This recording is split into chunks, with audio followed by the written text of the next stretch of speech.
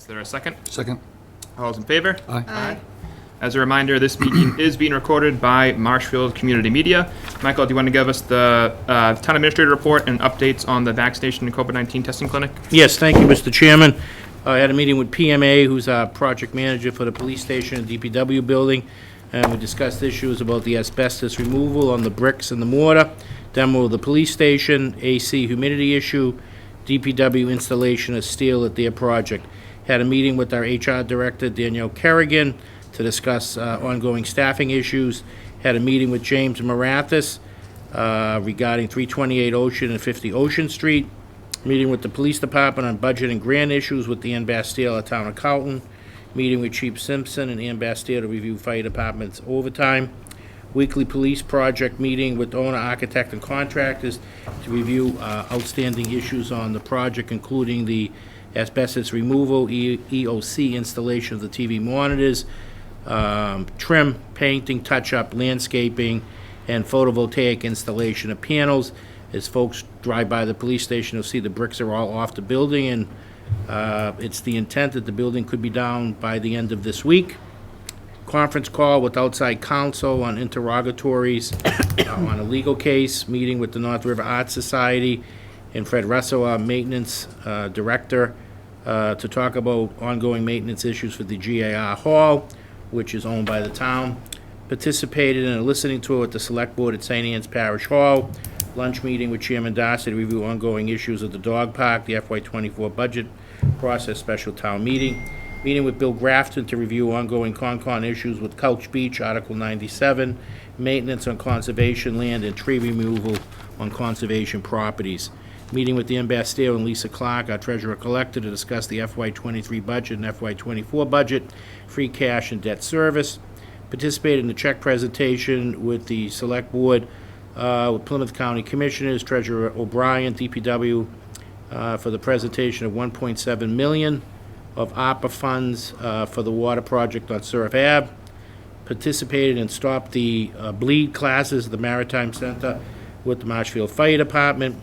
Meeting with Robert Kuhn from Sokotech, he's the architect for the Town Hall project, to review final plans for the new bathrooms, chamber, and other changes. Conference call with Jim Brunel, Executive Director of the Boys and Girls Club, regarding the 9/11 event. Meeting with DPW professional staff, the superintendent, Greg Guimont, the planner, regarding the Complete Street program for Marshfield. Meeting with Jim Boudreau, the Situate Town Administrator, for a tour of the police station and senior center. DPW construction meeting with PMA and architect to review the project, installation of steel, the septic system, and starting to rough out the traffic ways in the back. HVAC meeting at the police station with PMA, Seekonk, and Colliers to try to resolve the humidity issue. Meeting with Bill Grafton and Liz regarding a conservation grant for public records, regarding software options and necessary equipment to convert town records and make sure that they're retrievable. Meeting with Fred Russell, Director of Maintenance, to review school and town ongoing projects, the capital projects, as well as the town hall projects, some roof projects in the dog park. Participated in an International Opiate Awareness Day at Harbor Park, Marshfield Facts, and the illumination of Town Hall and purple lights from sunset to midnight. Meeting with Labor Council and Danielle Kerrigan to discuss some labor issues at the DPW. Participated in a special select board meeting to approve permitting and licensing for Labor Day weekend events in Marshfield. Luncheon meeting with select person Jim Kilcoyne to review some ongoing issues. Assist the town clerk with the arrangement location, the Congregational Church Parish Hall, to host early voting, which went really well. Conference call on ongoing legal issues with the town. Meeting with Danielle on training for town employees and department heads and dealing with their elected boards, and for town employees on dealing with unruly visitors. Meeting with Craig Hannafin on challenging Conservation Commission issues. Attended an event at Hyannisport for the Karen Foundation. Participated in 9/11 final planning with the Boys and Girls Club staff. Jim Bunnell, who's the executive director for our event that took place, that was sponsored by the board and the Boys and Girls Club. Had a meeting with Matt Parent, our energy consultant, regarding aggregate electric, PV projects, heat pumps, and AC projects at the school. Meeting with Chief Simpson on ambulance rates and fees, which we'll hear more about tonight. Meeting with retired Chief Hawking and Todd Goodwin to discuss the new COVID vaccine and reopening of the clinic. That will be Saturday, September 17th, and that will operate Tuesday, Thursday, and Saturday through the end of the year. Meeting with Ann Bastille regarding capital budget for FY24. Meeting with Labor Council and Danielle on DPW grievance issue. Reviewed update website, DPW project, a police project, so constituents know what's going on under the construction zone. Reviewed final plan for the dog park project, sent final dog park plans and specs to the Stanton Foundation for final review. Had a phone conference call with Brian Murphy, chair of the ZBA, regarding the 40B project and the next steps. Work with Vertex for a site-one assessment for some land that the town may be interested in. Had IT update the website and Facebook on suicide information. As folks know, September is Suicide Prevention Month. Sent out economic development survey to all boards, commissions, and elected officials for the planning board. Assisted the Marshfield Housing Partnership with their next meeting agenda to approve final payment for the Veterans House project, and sent out final press release on the 9/11 event. That is my report. Great, thank you, Michael. And did you want to give your update on the vaccination clinic and COVID testing? To date, we've given out 1,570 vaccinations at Town Hall. Over the starting was transitioning to the clinic to move to the fairgrounds on Saturday the 17th. We were open from 9 to 3. Entrance is Gate A. For appointments, people can reach out to www.marshfieldkias.com for their appointments. Right now, we're starting by appointments, and then people can walk in. We're going to have the new vaccine. In order to get the new vaccine, you would have had to get the regular shot plus 1 or 2 of the boosters, and then you can get the new variant shot that they have. Mr. Minister, may I ask a question? Yes. Are you aware if that vaccine variant will also have the flu shot with it? It doesn't this year, but next year they will. They had anticipated, and it's a great I point, thought so, because yeah. they talked about it They had. in April and May, and it just never manifested itself. There were too many variants, and they focused in on making sure that the vaccine now will at least give some safety to people for various variants, the AB, the point B variant, and some of the other ones. Thank you. And then next year, they're saying the flu shot. All right, anything else you wanted to add, Michael? That's it. Great, and this new variant shot will be annual as opposed to every 6 months? Correct, and then hopefully next year, what they want to do is target the flu shot right into that also. Awesome, thanks, Michael. Any further questions or comments, Jim? No, Mr. Chairman, no. Any questions or comments, Lynn? No. All right, great. So we're going to move on to our 6:35 appointment, which is a dedication of a perpetual plaque in memory of former select person James Creed. But to me, he will always be Mr. Creed, my neighbor growing up across the street. Both Mr. and Mrs. Creed were always part of the fabric of the neighborhood and extremely festive around Halloween time and Christmas, which was always appreciated. And so Mr. Creed's daughter Jackie had reached out to me about doing a plaque in memory of Mr. Creed, and so we want to unveil that tonight with part of the family in attendance, and we wanted to recognize people who have served the town on the select board. And as someone who is always first in my heart, Mr. Creed's name will always be first on this plaque in recognition of his service for the town. So if you guys wanted to come forward, we can unveil the plaque.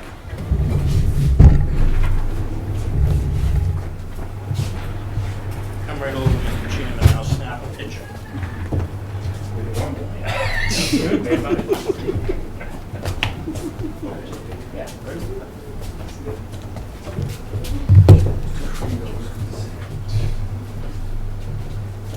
Just give it a tag. Okay, you want me to get a picture first? Sure. Okay. Okay, now we can take it down. Family? You want the rest of the family in first? We No. can get everyone else in. They're all camera shy. Okay. Ready? 1, 2, 3. There we go. There we go. Excellent. Excellent. Thank you very much. Thanks, Jay. That's beautiful. We got them in the picture. Right? Really good. Give me this. Stop it. I know there's nothing that would make him more proud and humble than to have this, because after his wife and his family, the most important thing to him was Marshfield. And and especially the people of Marshfield. So I want to thank you. Thank you very much. Appreciate it. On behalf of myself and my sisters. Yes, thank you Okay. very Very, much. very nice.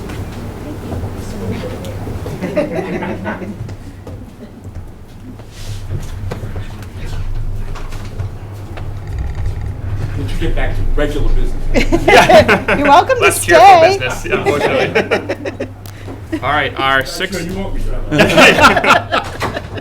our 6:40 appointment is Chief Simpson, who's going to give us kind of an update and presentation on the ambulance rates and the inspection fees. So, Chief Simpson, the floor is yours when you're ready. Thank you, sir. Yep. Okay. I'd like to thank the board for the opportunity to come in tonight. I don't take the issue of raising rates lightly. Based on my time in Marshfield, I know that the board feels the same way. I spent many hours doing research and calculations to get to this point. A little background on the type of rates we're talking about. BLS, which means fall, basic life support, fall, twisted, may have broken an ankle. ICE, vital signs, oxygen, and transport. An ALS 1 call, our most common call, chest pain, difficulty breathing, abdominal pain, IV, cardiac monitor drugs, and maybe some extra personnel. Our ALS 2, highest level of care, CPR, serious trauma, extra personnel, and multiple clinical interventions. That's our lowest number of transports. Real quick on Medicare, because I'll show you the slides. It's government funded. We get what we get regardless of the bill. So these rates have no effect on our Medicare, which is 88% of our volume, okay, which is pretty typical. All right, and a few other things. Our current rates are ALS 1, $2,100, and this is for commercial insurance. ALS 2, $2,900, and our BLS is $1,500, mileage $33, and you'll see they're pretty competitive. Real quick snapshot, our operations: 2 primary transporting ambulances, 3 ALS advanced life support engines, paramedics and EMTs work under the statewide treatment protocols, medical director policies, local Marshfield Fire Department policies and procedures, required annual training and biannual recertification. Massachusetts allows ambulance billing for transports only. That has not changed. Marshfield Fire utilizes a third-party billing vendor like most communities, and that's Coastal Billing. Ambulance collections, you can see it's a little graph I have here going back to 2018. Remember, we did have a change in our ambulance fee structure in 2021, the beginning of 2021. Okay, so you saw a pretty significant bump since then to 2022. Last year was our best return we've had. Ambulance fee snapshot, you can look across the board. It's a little complicated. If you look at the far right, Situate, the star next to it, they have not updated their fees in a long time. So they're on the list because they are one of our, obviously, neighboring communities. We do a lot of work with them. You see where Marshfield is. And the numbers there represent each category. For basic life support, for instance, our number is 3. That our rate is a number 3, which is good. Our ALS number 1, we're a 7 out of that 10, okay, which isn't as good. Our ALS 2, we're an 8. That's the lowest percentage of our calls, though, okay? And our mileage, we're tied for 7. Combined BLS, ALS, ALS2 mileage, you can see where we stand. We're a number 8. So mileage is per mile. That's what we charge, okay? ALS and BLS and ALS2 breakdown, you can see it right there. It's pretty much the same every year, roughly, give or take a few percentage points.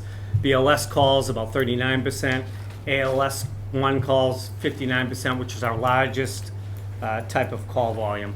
And our ALS 2 is about 2%. It can fluctuate 1% or so. 88% of our transports are Medicaid, mostly Medicare billing. Okay, that's a set rate.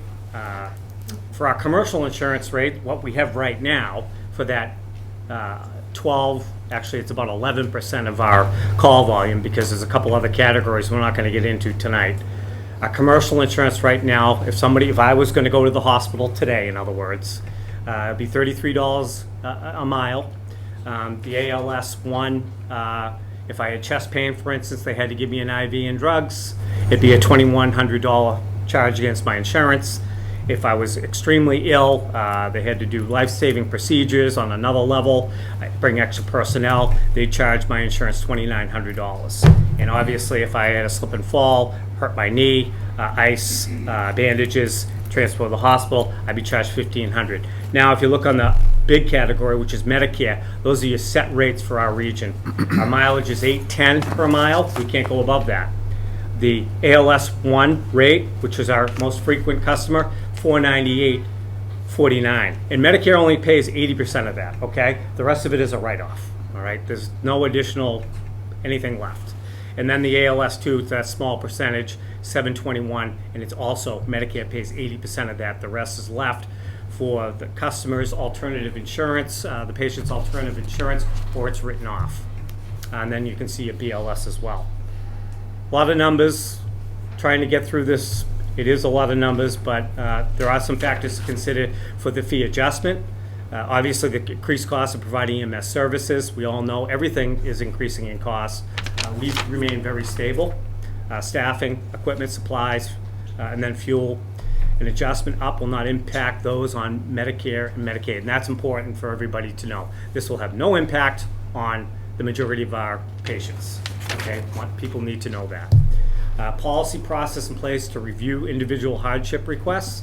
There's a policy in place to review annually, and our goal obviously is to continue to maintain the very best service. Recommended ambulance fee. We're not going to change the BLS emergency-based rate. I don't recommend that we change it at all. The ALS 2 the same, no change at all. We're on the lower end. I think we're number 8 out of the 10, but I don't think it's time to change that rate. But I do think in order to keep up with the current situation, that our ALS 1 emergency-based rate should be increased by $200. That'll put us in the middle of the pack, so we'd be more like a 5 out of the 10 as compared to a 7-8. And once again, over on the side, you're going to see there's going to be no impact to your Medicare fees, which I think is, for me, is the most important thing. Estimated revenue increases based on 2022 incident data. Rate changes as recommended will result in the following estimated revenue increases. Conservative revenue increase of $25,000. I mean, we're not talking a ton of money here. We just want to keep it so that we don't have to do a big jump in 3 or 4 years, which can really, that's a painful thing to look at, number one. But number two, I think it's good to reevaluate on a annual basis. Thank you. And then our inspection fees is a lot shorter than what we just went through. Marshfield Fire Department inspection fee recommendations. Residential smoke and carbon monoxide inspections are our most common. We do about 500 or so a year. Fire alarm installations in commercial properties, businesses, housing complexes, sprinkler installation, design, alterations, you name it. We do the reviews, we do the inspections, we're on scene, we do multiple visits, propane tank installation, storage. We do at least 500 to 600 of those a year. Everybody loves their propane stoves, areas where they can't get gas, their propane heaters, oil burning equipment, storage tanks. All of that involves inspections, follow-up inspections, removals, installation, removal of underground storage tanks, commercial quarterly inspections, which we do for all of our housing complexes, medical facilities, and schools, okay? Those buildings, by the way, the town, community buildings, there is no fee, okay? There's no fee for those buildings. I'm not gonna go crazy on this thing. I can't see past the guest anyways, but anyways, I think you understand where we're going here. Hanover's average, if you look at the most common inspections that we do on a regular basis, is 5571, Howell's 10714. I went with the most recent, communities with recent updates, okay? Kingston's 8214. I should have just made it 82, but I didn't. Norwell's 50 across the board. Rockland is 7679. And your average is 7436. Okay? Marshfield, by the way, our average is 4964. What I'd like to do is raise all of our rates to $50, a flat fee across the board. Some will be reduced, you'll see that. You see 70. There's actually a few that aren't on this schedule that are even higher. There's an 80, it's gonna go to 50. Tank truck, there's a 120, it's gonna go to 50. Okay, a few of them are gonna go up a little bit though. But in the end, you're talking about a 36-cent increase. We're gonna go across the board, $50, easier to process, easier to deal with when we go to online inspections, which is my intention. Much easier, much more efficient, much better for the customers, the residents. It's a better service. Overview, have not been updated in a number of years. Streamlined inspection fee schedule, easy to track and process. Uniform fee will make for more efficient transition to electronic inspection process. Burning permit fees, which are very, very popular in this town, would not change. They remain at $15. I believe it's $15. Okay, copies and requests for ambulance and fire reports, they're not going to change. Okay, that stuff doesn't change at all. It's like $10, I believe, somewhere in that vicinity. So the recommendation is increase inspection fees to $50 across the board, except for the ones that I just mentioned. Total projected revenue, there's really no revenue increase because all this is based on economic conditions. Last year, there was more inspection revenue than this past year because home sales were crazy, okay, and there was a lot of construction and things like that. This year was a pretty robust year, but across the board. Next year, I couldn't predict, but I could say $500 to $5,000. 5,000 would be the high end, okay? This is more about efficiency and easier for the residents. One other thing, it's our Marshfield Master Box system. It's our fire alarm system that we monitor. Our notification system maintained by the fire department. The system provides immediate notification of fire. Provides the best response times to the event of fire by elimination of a fire alarm reception center called the Central Station. A lot of fire alarms are monitored. You pay somebody to monitor it, like ADT. It goes to Texas, a call center amongst many other communities, and then they call the fire department and tell us to go to the fire. System is maintained by the fire department, the one that we have, via the deputy chief and contracted vendor that specializes in these alarms. Fee has not increased in a number of decades. Cost to maintain the system over this time has risen dramatically. Fees are assessed for private businesses only, not for town buildings. Current fee and recommended fee, approximately 40 privately owned commercial buildings with master box systems maintained by the fire department. Current master box user fee is $60 annually. On average, communities that utilize a similar system have user fees that surpass $100 annually. Rockland, for instance, is $150 annually. My recommendation is a master box user fee of $100 annually. The projected revenue increase is $1,600, and that's if we collect 100%, which sometimes is difficult. And with that, thank you, and open for some questions. Awesome. Thank you, Chief, for that presentation, and the snapshot comparison to other towns was very insightful and very helpful. With respect to the ambulance service, would it be fair to say that that's something that we run as a public service and not a profit generator? Because if it's a Medicare or Medicaid transport, we lose money, but we make money on private insurance? Absolutely. Okay. Absolutely. And again, about 88% of those transports are Medicare and Medicaid? 88%. This current past year, it was 88%, to be honest. That was the exact number. Great. Thank you, Chief. Any questions or comments, Jim? Yeah, thanks, Chief, for coming in. This is really good. You always provide excellent detail to help us analyze stuff. The 500-pound gorilla in the room is that 88% of our runs are paid by Medicare, right? And you get 80 of 88%. So we're kind of chasing 12%. If you look at your fees, it's proposed increase, it seems reasonable. I believe it's just about 10%. Is about right? $2,000 going up $200. So for FY '22 would go up 10%. I know inflation is running probably 6 to 8. Probably in healthcare it's running a little stronger. I'm not an expert in that area, but I would agree. It's in Healthcare that typically ballpark, runs hotter than the general economy. We had an increase last year as well, right? yeah. We did at the beginning That of was a last year. catch-up change, right? Yes, it was. That was a catch-up change, yeah. So is the approach now going to be that we do smaller incrementals than to do I like think that's a great plan. I wait mean, I've talked to 4 the town years? administrator. I think it's the way to go. Just 1 to 2 slow, years? gradual, and then there'll be years where there's no reason to increase. Yeah, I was just trying to get understand if there's been maybe a switch in strategy on how to approach it. Yeah. I'm one that likes to reevaluate everything that we're doing on an annual basis. That's just the way that I am. I've talked to the town administrator, and I think the two of us agree that it's a good strategy moving forward with this particular instance. I do like the idea of consistency. I don't, I'm not saying this is a user fee if I'm going to the common inspection types now, chief. So a flat 50, it's pretty easy for everyone to understand. This is being borne mostly by our town businesses, correct? It's gonna be residential for sale. I sold my house. Okay. Okay? And anybody that installs, say, a propane tank, which is pretty common now, everybody does it, or it has an oil burner worked on, the license installer has to pull a permit, and there's a fee attached to that permit. Every town, municipality, obviously, in the Northeast, basically, in the whole country. So that fee, they absorb that fee, and it's part of their price. Because I look at it, if we have an average of 49.64, Yep, and we're proposing 50, yep. it's a less than 1% change.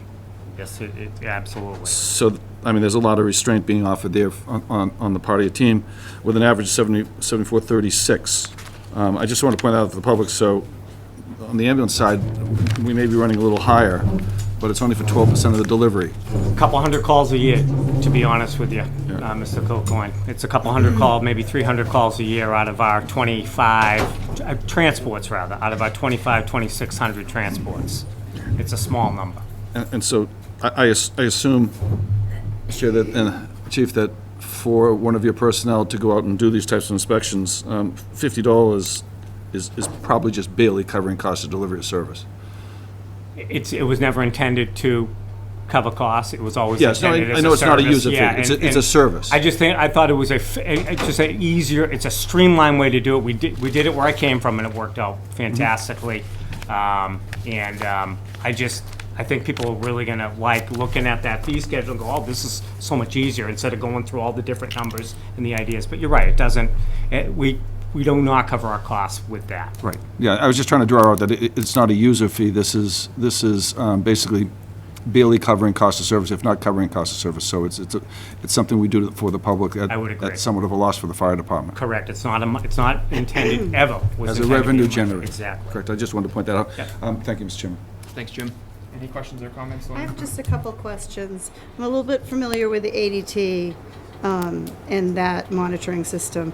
So can you just explain how many, in your best knowledge, that we have in the master box system right now for the town of Marshfield? About 60 to 70. 60 to 70? And about 40 are commercial private enterprises. Okay.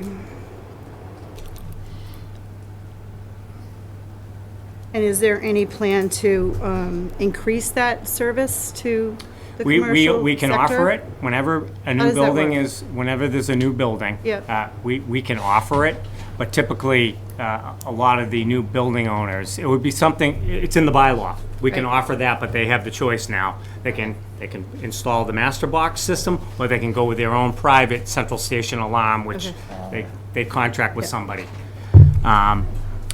The system that we have right now is, I mean, it's very different than everyone else's. Okay, It's that's what I'm not your curious whole about. station, you're driving down the street the old fashioned, Mm-hmm. it's very different. It's a radio signal, it's fast. And 2 minutes can make a difference, we're talking instant. That alarm goes through when it's working, it's instant. Our fire alarm operator is right there and sees that alarm coming in, and we can send the trucks right out the door. Okay. And this, once again, is not a revenue generator. It's just to maintain what we have, because I think it's that good of a system. I'd love to keep it, obviously, for the municipal buildings and maintain it Right. for that. That's what I was going to. Yeah, and we do not charge them, of course. Okay. And it's a very, low fee. I don't know what ADT costs a 40,000 square foot commercial building, but it's probably not $100 a year. It's probably a lot more. And do they reevaluate the upgrade as the years go by? I'm guessing they do. Well, Same sort of- we just maintain the box itself and the Okay. alarm, the alarm box itself. That's our your thing. thing, and Okay. it ties directly in to the fire station. It Okay. sends that signal directly to us, real time. There's no middleman, Excellent. and it's. I'm one that likes to move ahead, like Right, that's what I- modernize. But believe it or Yeah. not, this system really does Does great its job. Okay. You know what I mean? It does a fantastic job. so. Okay. And then the other question I had was in relationship to the tank truck inspections.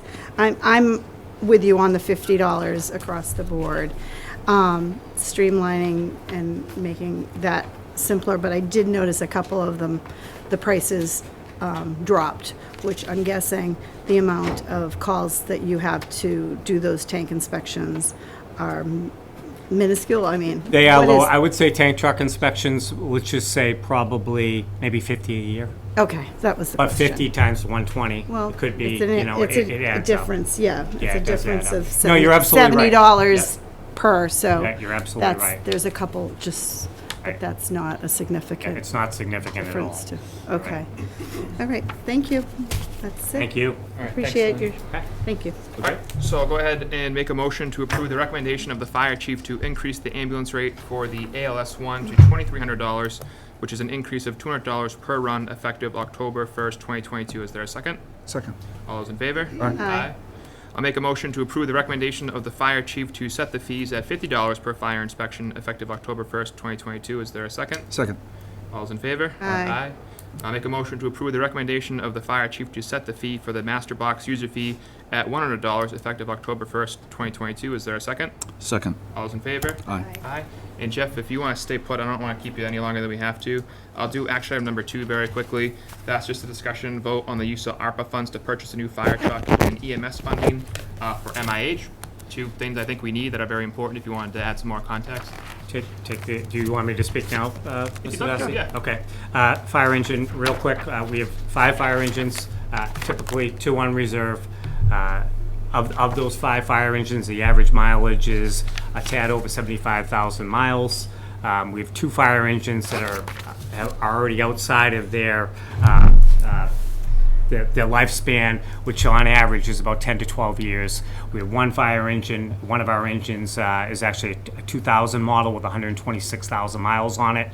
And that second engine that is outside of that lifespan is a 2013 model, and it has 104,000 miles on it. The costs of repairing the apparatus has gone up astronomically. Last year was a very difficult year. We've been able to get things squared away because of good preventive maintenance, but these things just don't run forever. And you need to build in some kind of a replacement so that we don't run into problems down the road. We have to spend astronomical amounts of money on repairs.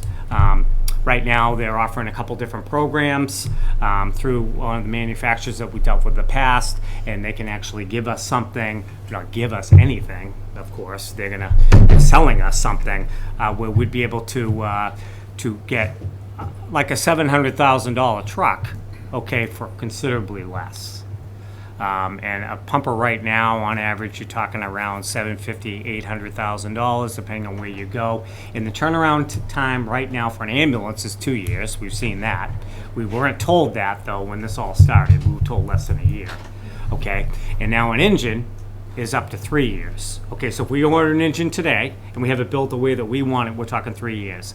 The whole fire service is in crisis. This is a major problem that every community is dealing with, to the point where they're looking for a used apparatus, which is just not, it's great for a reserve piece. Okay, we have one and it works out great for it, but you're not getting a truck that's gonna last you. It's a frontline piece of apparatus, gonna show up a couple thousand times a year at somebody's house. You're not gonna get what you need. So it was my recommendation that we try to replace one of the reserve pieces.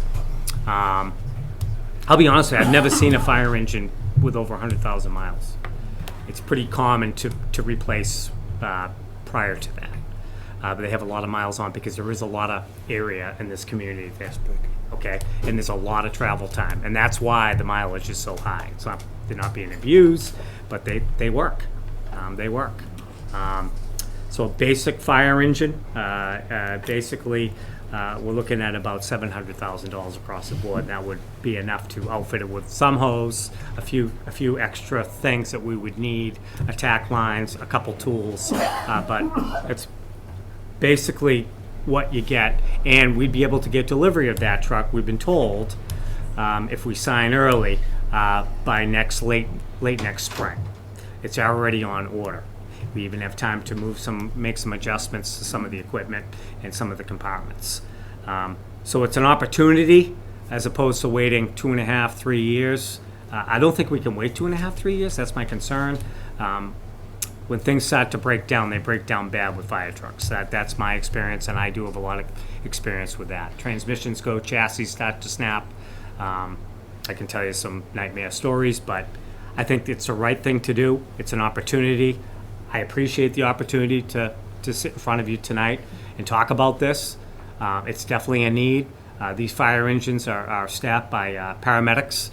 They can respond to your home in less than 3 minutes and do everything that an ambulance can do other than transport you, which I think is fantastic. So for my dad, my neighbors, the people that, live in this community, it's a great service. We need to make sure that we have equipment that, that operates the same. So that's my recommendation on that. The ARPA money for community EMS, we've expanded our program. We're going to actually look into expanding. We're actually in the process of expanding a Stop the Bleed program for the public. It's something we've been talking about. That's something that we want to do. We've already started doing it with town employees. I've already been in conversations with Carol at the senior center. She has a class set up, I believe, for next week for her staff. It's going to be a big program, and I believe I discussed with the town administrator this winter, we can do check-ins with the elderly. We can continue to expand our vaccination program for the shut-ins. Clinics, blood pressure clinics, well-being checks, you name it, that's what we're doing now, and they're out every week. It's a great public outreach program. That's what it was intended to be. And I haven't heard one complaint about it yet. In fact, I got a stack of testimonials from residents. And the personnel have really taken to it. They enjoy doing it. They enjoy seeing the public. They enjoy working with the public. And outreach was always a big thing for me, and this is just another area I'd love to see expand. And this is an opportunity, once again, and I appreciate having the opportunity to talk to you about it. Yeah, thank you, Chief. Joe, something we're leading other communities on, and we're on the cutting edge of another thing to keep the fire department relevant, like the ambulance service was, and that's something you talked about during your interview. So it's great to see you kind of pursuing that with full vigor, and we're the leaders in the South Shore for this, for sure. We certainly are, and going back with I don't want to hold you any longer, but the MIH program that we discussed, we're still talking about that and in discussions with that. The state is just not in a position right now, but I think if anyone's going to make this work, it's going to be us. Mm-hmm. And I'd like to see us up front. That's where I expect us to be, and I think with this, we can hit another home run. So. Thank you, Chief. Okay, thank you. Any questions or comments, Jim? Yes, Mr. Chairman. I think this is exactly what we should be using ARPA funds for, these types of projects. They're important for the town. So I think it's a real excellent use of our ARPA funds. Second, that also now is a deferred expense for our citizens because we're using ARPA funds rather than our citizens having to bear the cost for this. It's a pretty big investment. Number three, I always believe in equipment, that it's way cheaper to maintain equipment properly and replace prior to end of life. If you don't, you end up throwing usually a lot of money down the drain that you should not have had to have done. It's cheaper in the long run. So if we're approaching end of life, that's something we need to take seriously. And last, I just want to say, I think this is another example, Mr. Chairman, and Lynn as well, of the board's investment in our fire department. We bought other vehicles, previously ambulances, and the board does support the fire department, and this is another example of that. Thank you, Jim. Mm-hmm. Any questions or comments, Lynn? I think that I'm excited to hear that we're moving in the direction, because I know from experience, trucks just don't do their job, and we need your trucks to do their job. So when the mileage exceeds you said 100,000 miles, then we have something we need to think about. So that's all I have to say. But thank you for that opportunity to speak. Thanks, Lynn. All right, go ahead and make a motion to approve the purchase of a new fire pumper truck for $700,000 using the town's ARPA funds. Is there a second? Second. All those in favor? Aye. Aye. Aye. I'll make a motion to approve the additional funding of $150,000 for the MIH/EMS funding for the fire department from the town's ARPA funds. Is there a second? Second. All those in favor? Aye. Thank you, Chief. Thank you. Thank you, Viv. Thanks, Ken. Thank you. Appreciate you coming in. All right, so we are going to tackle and get to our dog hearing for Regina Paquette. Before we get started, I'm going to go ahead and read the public hearing notice. So please be advised that in accordance with the provisions of Massachusetts General Law, Chapter 140, Section 157, the Town of Marshfield Select Board, in their capacity as the hearing authority for the Town of Marshfield, will conduct a public hearing on Monday, September 12th, 2022, at 6:45 p.m., overshot by just a bit, in the Select Board's meeting room located at 870 Marine Street, second floor, Marshfield, Massachusetts, on a report/complaint received by the Select Board from the Marshfield Police Department and Animal Control Officer that your dog Heidi, a 5-year-old Labrador mixed breed, a dog that is owned or kept by you on the premises at 116 Old Mount Skirgo in Marshfield, Massachusetts, constitutes a dangerous dog by reason of vicious disposition and or as a result of several incidents dating back to October 16th, 2020, presents an unacceptably high risk of serious injury, even before causing harm. You are advised of your right to attend the hearing, speak on your own behalf or through your legal representative, and present any witnesses or evidence in support of your position in this matter. If you fail to attend this public hearing, the Select Board reserves the right to proceed in your absence, make a determination in this matter, and proceed with such other restrictions or other measures necessary to prevent any further risk of injury. If you have any questions about this proceeding, you are directed to speak with Marshfield Town Administrator Michael Maresco at 781-834-5563. And just to underscore, I believe our town council is here to administer an oath for anyone who wishes to testify as a witness at tonight's hearing. And while this is not a trial, there are exhibits and narratives that we can mark as exhibits and enter into evidence. Is there anything else I should add, town council? No. All right, great. So first what we'll do is we'll proceed with our animal control officer, Courtney, if you wanted to kind of provide some context. And You want me to administer an oath? yes, that'd be great. So you're going to call Ms. Paquette and any witnesses that she might have. All right, is Ms. Paquette in the audience or any other witnesses? I am here. Yes, My would you- significant other is with me as well. Excellent. So if you could both just state your name and addresses for the record, and then we can go ahead with the oath. Could you raise your right hand, please? Do you solemnly swear to tell the truth, the whole truth, and nothing but the truth, so help you God? Okay. Witnesses is one. Thank you, Mr. Galvin. All right, Courtney and Lieutenant Sullivan, the floor is yours. Okay. Would you like me to go through each one, read the whole? Whatever you think is best. Okay, Yeah. thank you. Okay. Yeah. Marshfield Animal Control Division. Excuse me, Mr. Darcy, the two animal control officers didn't take an oath either, so we should do that. Lieutenant Sullivan. Apologies.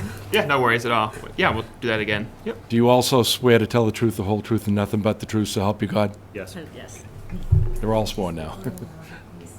Yep. Yes. The Marshfield Animal Control Division has documented and responded to numerous incidents involving Paquette's dog, Heidi. Heidi is a 5-year-old black and tan Labrador mix, altered female dog, currently unlicensed, and in possession of Regina Paquette. Heidi has acted fearful/aggressive towards many people, including the ACOs, and have been the subject of multiple off-leash incidents. Heidi has prevented people from entering and exiting their homes safely on numerous accounts. In addition, we have 13 documented leash law complaints and have issued 7 leash law citations to Paquette. And this is just a little bit of the timeline here of the calls. So on October 16, 2020, we received a call from Laura O'Callahan of 90 Old Mount Skirgo stating that the dog at 116 Old Mount Skirgo, which is Paquette's residence, has been barking for 4 hours and not allowing her to leave her house. Animal control responded and the dog was loose in the road. The neighbor was nervous of the dog becoming aggressive. We responded to Paquette's residence, and her boyfriend, Douglas Vance, stated that Regina forgot to put the dog on a runner before opening the door, and he could not get the dog back into the house. He stated that the dog was a rescue. We advised him of the leash law and stated that many recommendations have been made to Paquette in the past to prevent the dog from getting loose. We informed Vance that a leash law citation would be issued to put the dog in the house, in which he complied. refer to call 20-9724. The next was October 20th. We received a call from Susan Norris of 100 Old Mount Skirgo stating that the dog from 116 Old Mount Skirgo was on her property barking, and Heidi chased her into her house. We followed up, but we were unable to make contact with Paquette. We attempted to reach her via phone call. On October 27th, 2020, we received a voicemail from Norris stating that the dog from 116 Old Mount Skirgo was on her property the night before, was barking at her for 15 minutes. She stated the owners did not try to get the dog. When we arrived on the 27th, there were 2 dogs at the address barking and tethered in the yard. We knocked on the door and got no response. When we walked away, someone opened the door to call the dogs inside, so we went back to the door immediately, knocked again, and got no response. A hang tag was left on the door for the owners to contact animal control. Refer to call 20-10115. On November 2nd, 2020, ACO received calls from both O'Callahan and Norris stating that the dog at 116 Old Mount Skirgo was loose and barking in both callers' yards at approximately 6:30 to 7. Upon our arrival, both dogs were inside the house. We spoke to Paquette's boyfriend, Vance, who is hearing impaired, and he had a little bit of trouble understanding us. He stated that Paquette was at work, and we advised Vance that he was that we were looking to speak with Paquette. We wrote a citation for a third offense, leash law violation. Refer to call 20-10362. On December 21st, 2020, Marshfield Police received a call from Kate Norris of 100 Old Mount Skirgo stating that she could not get out of her house because Paquette's dog was loose. Upon our arrival, Heidi was loose in Norris's yard.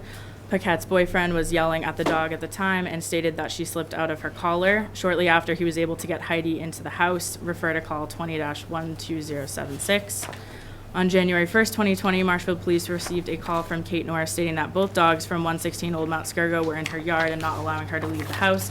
When Officer Reynolds arrived at the house, Heidi was in her own yard and the owner was trying to get her on a leash to bring her inside. Refer to call 21-12. On January 20th, 2021, Animal Control was dispatched by Marshfield Police to Paquette's address because the Norrises could not leave their house again as Heidi was in their yard barking at them. They stated that they were afraid to go outside. Heidi was loose when we arrived, and Vance stated that Heidi got off of her runner. ACO at this point had explained to the owners numerous times that the dog should be leash walked to prevent this from happening. Vance was very argumentative with ACO. A leash loss citation, third offense was issued to Paquette. Refer to call 21-528. On January 22nd, 2021, refused caller stated that the dog from 116 Old Mount Skirgo just chased her grandmother up the driveway. Officer Luchetti was dispatched to the call and spoke to Paquette, who stated she was trying to find the dogs. Caller was advised to leave a message for animal control. Refer to call 21-587. On February 24th, 2021, the Norrises called ACO and stated that Heidi was on their property barking and they could not get out of their house. ACO arrived and witnessed the dog loose on the property at 100 Old Mount Skirgo. We spoke to Vance, who stated that he had the dog on a runner and she got loose. ACO had advised Vance multiple times to only take the dog out on a leash to prevent this issue. Vance again was very argumentative and stated that the dogs do not like us. Refer to call 21-1574. On March 26, 2021, Susan Norris called ACO to report that the night before, on March 25th at around 18:30, Heidi was loose for over an hour and had charged her on her property. Norris expressed her frustration for the lack of responsibility on the dog owner's part. Norris stated that the owners are not responsible. Caller stated that the owners continue to put Heidi on a runner and she gets out of her collar. Referred to call 21-2540.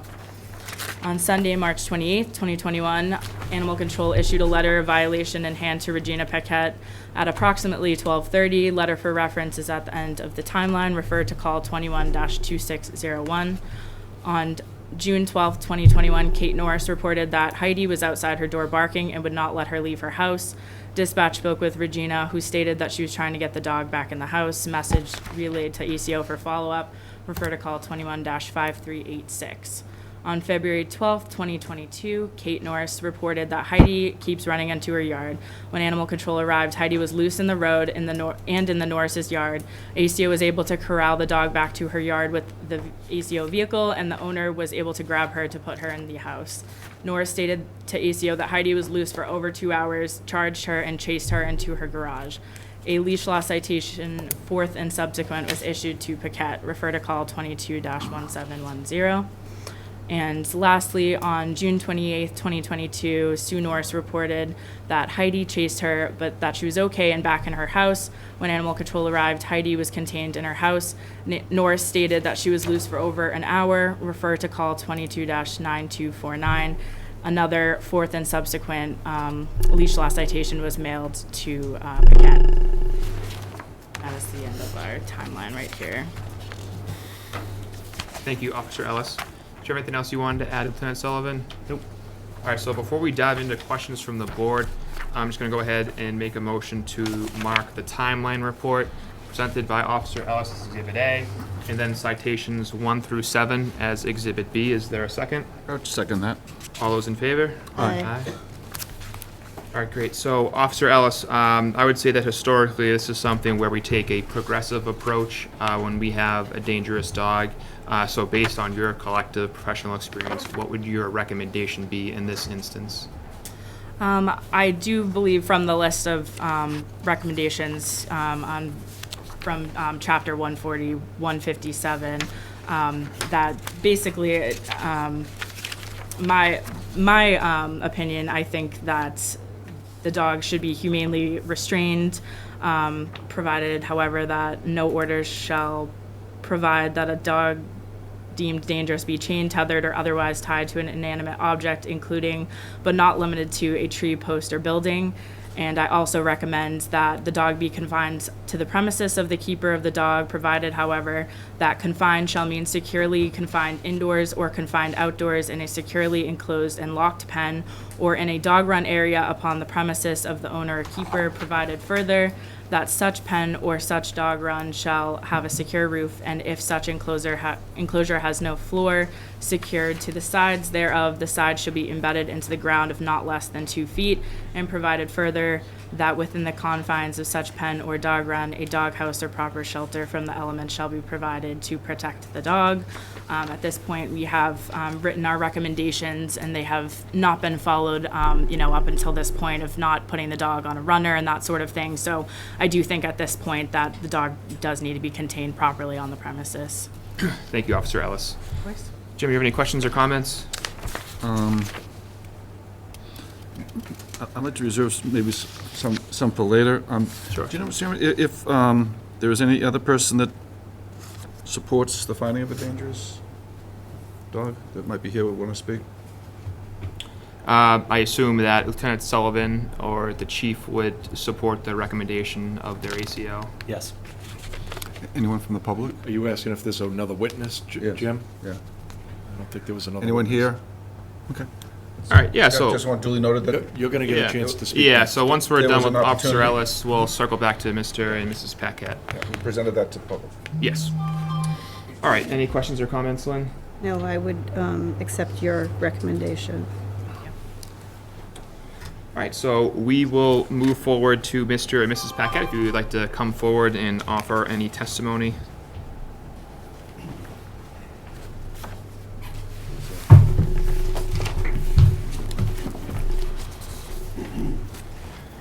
I have some testimonial letters, and I have copies for each of you, but I would like to read one of them first, and then I just want to tell you a little bit about my story. This letter comes from the woman that owns Safe, Saving Animals from Euthanasia. She's the one that I got Heidi from. She writes, "It has come to my attention that a dog that Safe volunteers work so hard to save is now being in jeopardy of being euthanized." I'm not sure where she got that information. I just said the dog was in jeopardy.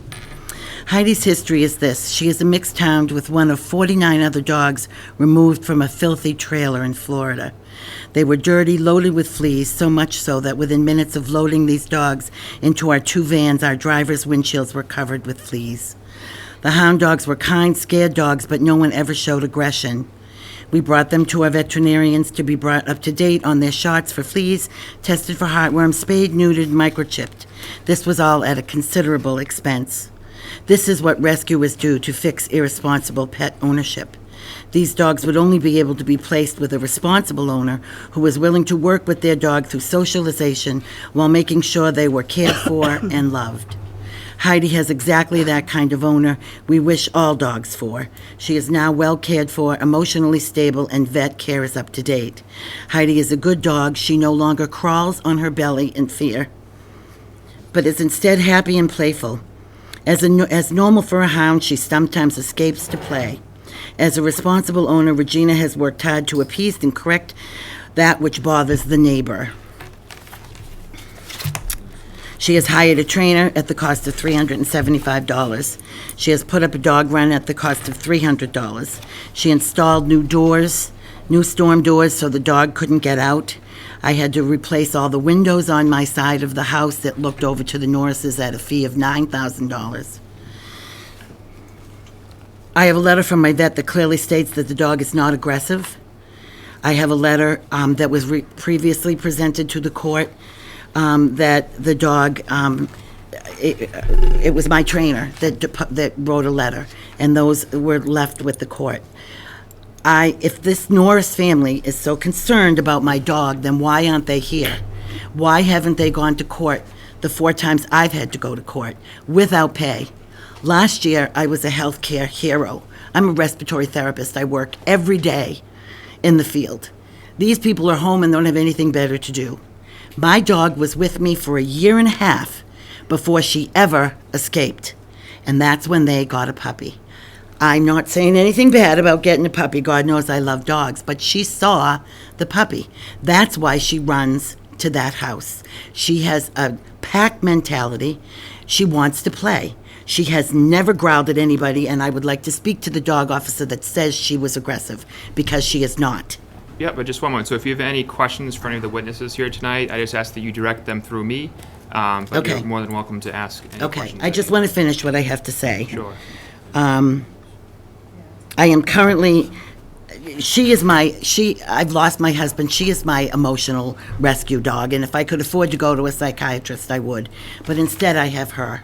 She is not, I've never heard her growl. She barks. Enclosed are 6 letters given from different people that know her well. Friends of family. I mean, these aren't my best friends that wrote these letters. You know, a friend of my brother's that came and stayed for 3 days. My boyfriend's daughter. Thank you. I have had, I'll try to make it quick. I have had a bad relationship with these neighbors since before I moved into my house. I will live in this house 20 years in October. My bad relationship with them started in August of that same year. I should have never moved there. I should have never moved there. I have a litany of things that they have done to me over the years, the phone calls, the nastiness. When my husband was dying, I moved him from our bedroom, which is the hot side of the house, into the living room, and I opened up the windows. He was dying of a lung disease, so I wanted him to have fresh air, and he was coughing. They put a letter in my mailbox that said, "Stop coughing, you're making me sick." That's just some of what I've had to put up with this family. I'm on medication now because every time the dog barks, I flip out. If she escapes, and we've done everything. We've done new doors, new windows, new curtains, training, everything. And she's only gotten out a little bit in the last few months. We really have tried. We love this dog. All weekend, we knew we were coming here tonight, and we just kept looking at her like heartbroken, like, how could anybody think this? If I could walk that dog over to them and let them see her, it would all be solved. But they're rude to us, they're dismissive to us, they go like this, they walk away, they won't talk to us. I don't know if they think they're the king and queen of Old Mount Skirgo, but to me, it's 3 crazy women that live in a house that have nothing better to do than flip out over a dog that just wants to play. She gets in the puppy pose, her tail is wagging, she's never growled at anybody, ever. And if the dog officer is here that said that in the statement, I'd like to speak to him. All right, thank you for your testimony, Mrs. Paquette. Did you have anything that you would like to add? Just briefly, yeah. I mean, I'm mentioned in this, several times. I mean, I'm the one that takes care of this dog most of the time because Regina works full-time and I work part-time. I'm a bit of a disabled vet, but at the same time, I'm gone a lot. But when the dog gets loose every now and then, and I've never seen the dog nip, growl, anything at anyone. And I've been around the dog officers when they came to the house, and I try to put her on a leash. She runs away. It's like she's laughing at us. because She runs by fun. like laughing, like. She's the nicest dog. I've bred animals most of my life. I've had hundreds of them go through my house. I stopped doing it, and when I moved in with Regina, she had cats and whatever. This dog is the most kindest, caring, loving animal you ever meet. Her tail is always wagging. She's always kind. She's never, like I say, growled, bit, anything. She barks. She just runs around. She barks. And the neighbor that she's speaking of, the dog would sit out there and bark at her door. And I can understand that being a little bit aggravating, but I tried to explain to her. I said, look, we just got this dog not that long ago. She's a rescue. She was in a double wide down in Florida with 49 other animals. I couldn't even finish explaining to her what was going on. She just turned around and walked away from me like I was nothing. All they had to do was call me, Call Doug. The dog, I will take this dog anywhere and have psychiatrists look at her and make sure that she's cleared of everything, because the dog is not what the paperwork is saying. She's kind, caring, loving. I've never met a more docile, loving dog. She just barks. And if I anyone had- that says that she's barked or nipped or growled at anyone, it's embellished. It's not true. the It's truth. not true. And I'm not just saying that. And if I had a lawyer, if I had the money to have a lawyer, I would be suing these people for harassment, because I have a litany of things that they have done and said to us over the years that are certainly by far from neighborly. Understood.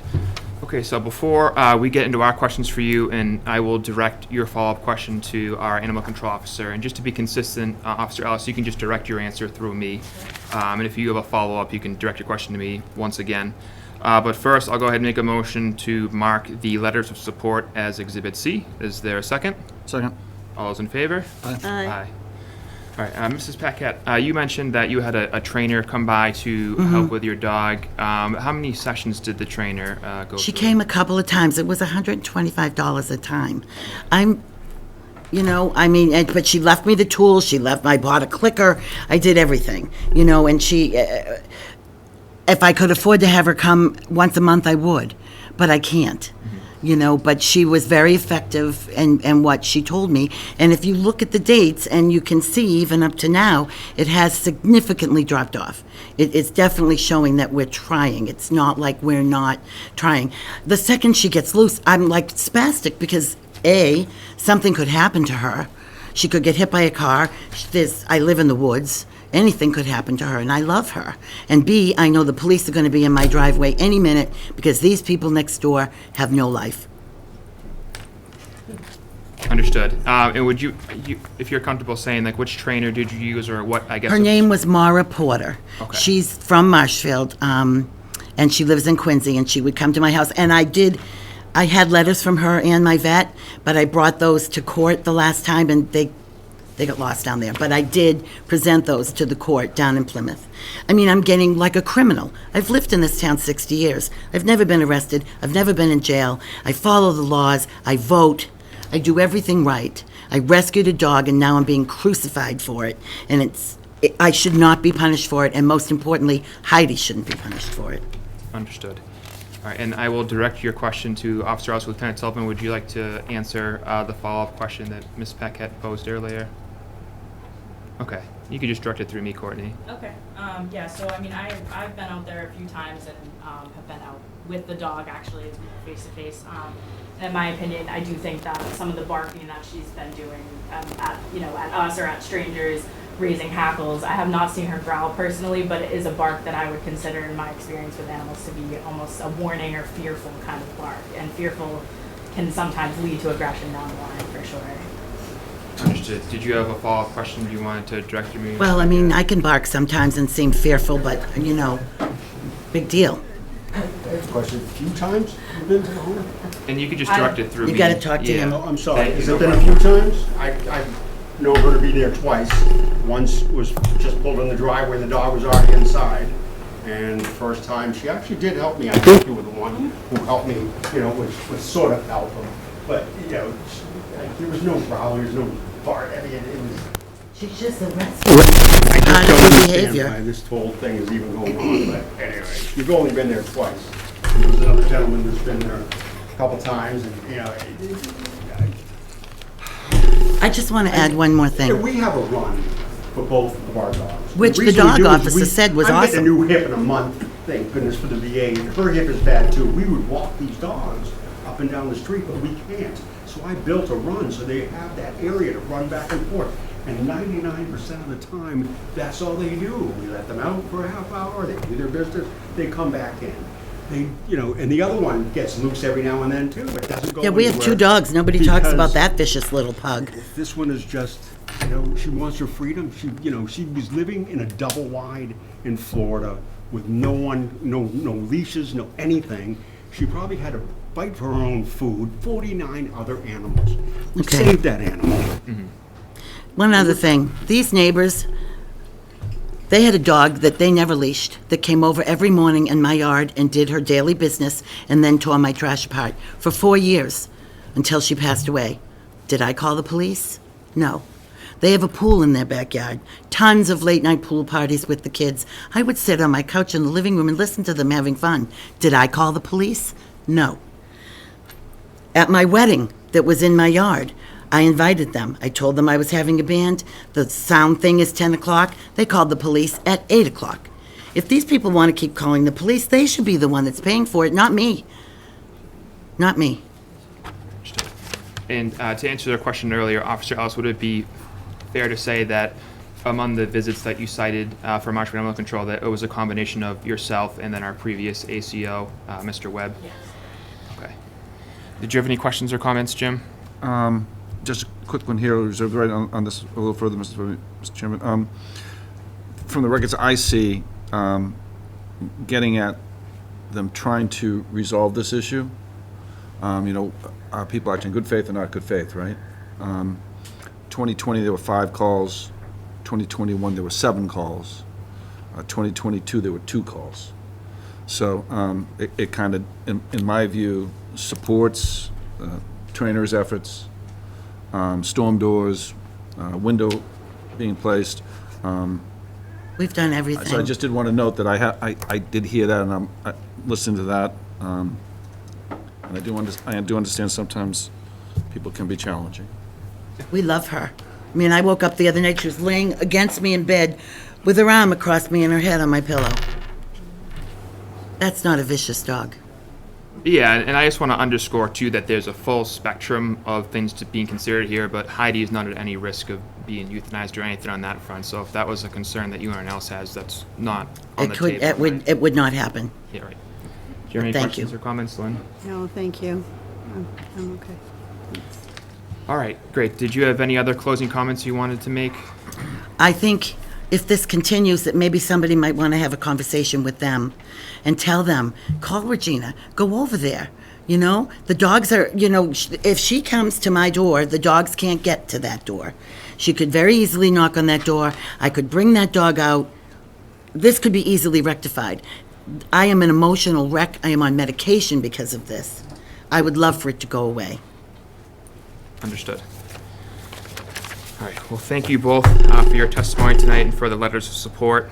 I think all that I'm looking to do tonight is just to reinforce, right, that we just want to make sure that Heidi is secure and safe. So obviously, you two are both good faith actors, and if we can just, you know, increase the hit rate with getting them on the runner when they're outside, I think that'll help to resolve a lot of problems. So just the motion that I'm just going to propose is just to reinforce that we want to make sure that Heidi is secure and safe on the property. So with that, I'll go ahead and make a motion. Before Yes. we just make the motion, and I know these things are expensive, and I know you've invested a lot, and I know you love the dog. It comes through clearly. She seems to be a little bit of an escape artist. Houdini is what we should have called her. And it's very common with these dogs. Very, very common. They're runners. You know, I spoke to a lady that's a neighbor, and I asked her, she had a hound, a rescue hound. And I said, what if I get an electric fence? And she goes, these dogs will take a shock for a run. They don't care. No, they're hounds. Hounds. And unfortunately, her Hounds hound... do bark. Yep. And hounds, I know, are pretty smart dogs. And as I said, I know it's expensive, but maybe you might want to consider a run, We have a run. It's enclosed run. So Oh. if Yeah, we'll if she probably- becomes a Houdini, you know, Right. it kind of solves your problems. She has a little more freedom. I'm not saying I'm recommending that. Right, no, I Might know. be just an option to keep. Understand where we live. the future. There's turkeys that come through the yard, there's rabbits that come through the yard. We had two mountain lions. Deer, I've seen coyotes, I mean, they just come to the Beauty yard. of Marshfield. And they smell them when they go outside, and and there's a huge, area that can't be built, but woods behind it. It's conservation just- land. They wanna go shooting for it, but I agree, we'll have to do something, but we've done so many things between the doors, different windows. collars that, I don't believe in a choke collar, but, we have something that stops her from getting out, but, and she's gotten out a couple times. So that's what I'll do with my There's no next tax problem. return. I go from tax return to tax return, trying to spend money to keep that dog in the house. Yeah, understood. All Understood. Thank I you. agree. Thank you. right, thank you both. All right. Thank you for coming in. All right, so I'll go ahead and make a motion that the dog be humanely restrained, provided, however, that no order shall provide that a dog deemed dangerous be chained, tethered, or otherwise tied to an inanimate object, including, but not limited to, a tree, post, or building, and that the dog be confined to the premises of the keeper of the dog, provided, however, that confined shall mean securely confined indoors or confined outdoors in a securely enclosed and locked pen or dog run area upon the premises of the owner or keeper, provided further that such pen or dog run shall have a secure roof, and if such enclosure has no floor secured to the sides thereof, the sides shall be embedded into the ground for not less than 2 feet, and provided further that within the confines of such pen or dog run, a dog house or a proper shelter from the elements shall be provided to protect the dog. Is there a second? Second. All those in favor? Aye. Aye. All right, so we are on to our next dog hearing for Patricia Leary. So first, I will go ahead and read the public hearing notice. Please be advised that in accordance with the provisions of Massachusetts General Law, Chapter 140, Section 157, the Town of Marshfield Select Board, in their capacity as the hearing authority for the Town of Marshfield, will conduct a public hearing on Monday, September 12th, 2022, at 7 p.m. in the Select Board's meeting room located at 870 Marine Street, second floor, Marshfield, Massachusetts, on a report/complaint received by the Select Board from the Marshfield Police Department and Animal Control Officer that your dog Frankie, a German Shepherd breed of dog that is owned or kept by you on the premises at 56 Cherry Street in Marshfield, Massachusetts, constitutes a dangerous dog by reason of vicious disposition and or as a result of several incidents dating back to July 2nd, 2020, presents an unacceptably high risk of serious injury, even before causing harm. You are advised of your right to attend the hearing, speak on your own behalf or through your legal representative, and present any witnesses or evidence in support of your position in this matter. If you fail to attend this public hearing, the Select Board reserves the right to proceed in your absence, make a determination in this matter, and proceed with such other restrictions or other measures necessary to prevent any further risk of injury. If you have any questions about this proceeding, you are directed to speak with Marshfield Town Administrator Michael Maresco at 781-834-5563. So is Miss Leary a representative or a witness in attendance tonight in the audience? All right, so would it be fair to say that yourself and another witness will be testifying tonight? Yes, I did. 3 other witnesses. Three in total? Plus myself. Sure, so would all 4 of you mind raising your hands for our town council to administer the oath? You swear to tell the truth, the whole truth, and nothing but the truth, so help you God? Yes. Okay. All right, again, so I just reiterate that if anyone has any questions, to please direct them through me, and that the rules of evidence would not apply, but we may still mark exhibits as we proceed like we did for the last hearing. So Lieutenant Sullivan and Officer Ellis, the floor is yours for this dog hearing as well. Thank you, Mr. Chairman.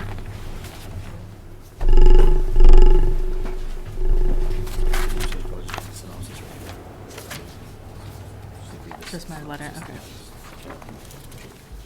We're just like starting with this. Okay. We're proceeding forward with the dog fight. Start with that. The Animal Control Department received the report of a dog fight incident on 6/26/2022 that took place at the neighbor's property. It was stated that Patricia's dog Frankie ran off her property, charged the neighbor's puppy, and then began attacking her.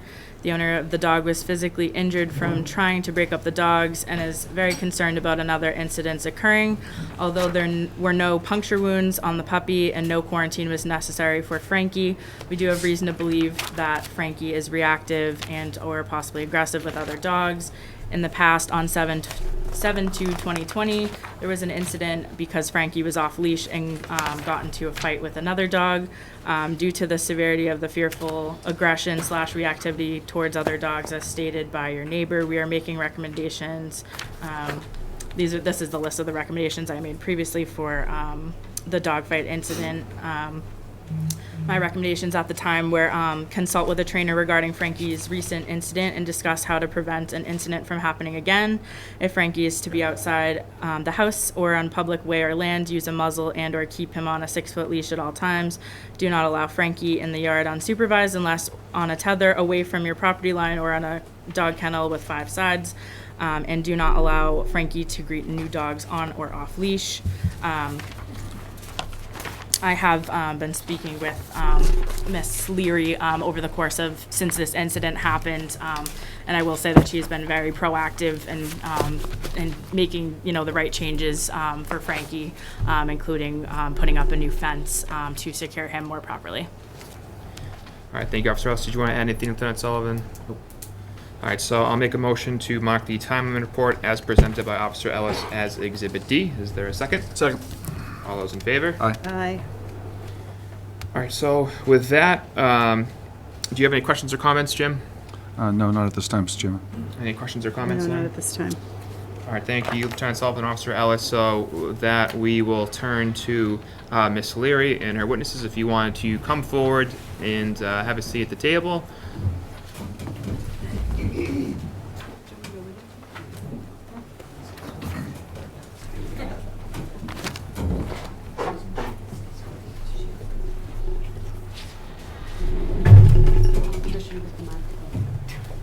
Good evening. Good evening. I brought for you just some pictures from the past dogs that I've had in my 30 years living at this location. Thank you. Thank you. And just the paper that I have. As I said, I've lived at 5456 Cherry Street for 30 years. Mr. Phelps has lived there a few months more than myself. I've had several German Shepherds, as you can see, through the years. And all of which that have been there in that same location.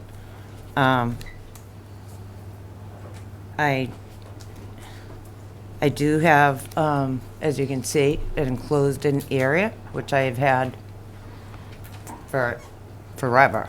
I mean, as you can see, the old picture is with my old German Shepherds. I had 3 at once, at one point. I had a Doberman and a Shepherd at one point.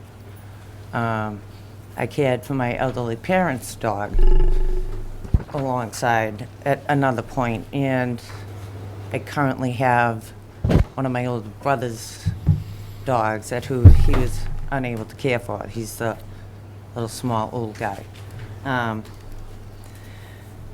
So in all that time, and I did have a potbelly pig, which Norma Haskins used to do frequent every year barn inspections. So she knew my dogs, she knew my setup. The letter from Mr. Maresco refers to several incidents. So there's been 2 calls in this time span, and there hasn't been injury to either person or pet. The first complaint was regarding no leash. And the second complaint, there was no injury to either dog or owner and immediate reporting. So my question is, if my dog was attacking, he's a large dog, how can it be that there were no injuries? Mr. Phelps, in his initial police call, indicated neither he nor Maisie were injured. And he made subsequent calls. On 6/25, his story was he was walking his dog and that he had to shoo my dog away with a shovel. And that neither he or dog was injured. In a subsequent email to Officer Ellis on the 27th, he said he was attacked on the stairs.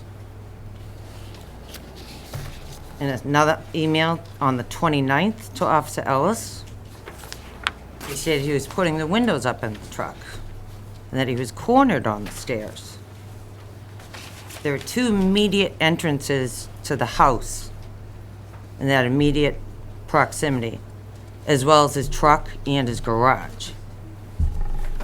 And then he also goes from shooing, as previously stated, to quote, hitting the dog as hard as he could with a long-handled spade shovel. And that he also thought he was having a heart attack, which there was no call for an ambulance. On the 22nd, I received an email from Officer Ellis.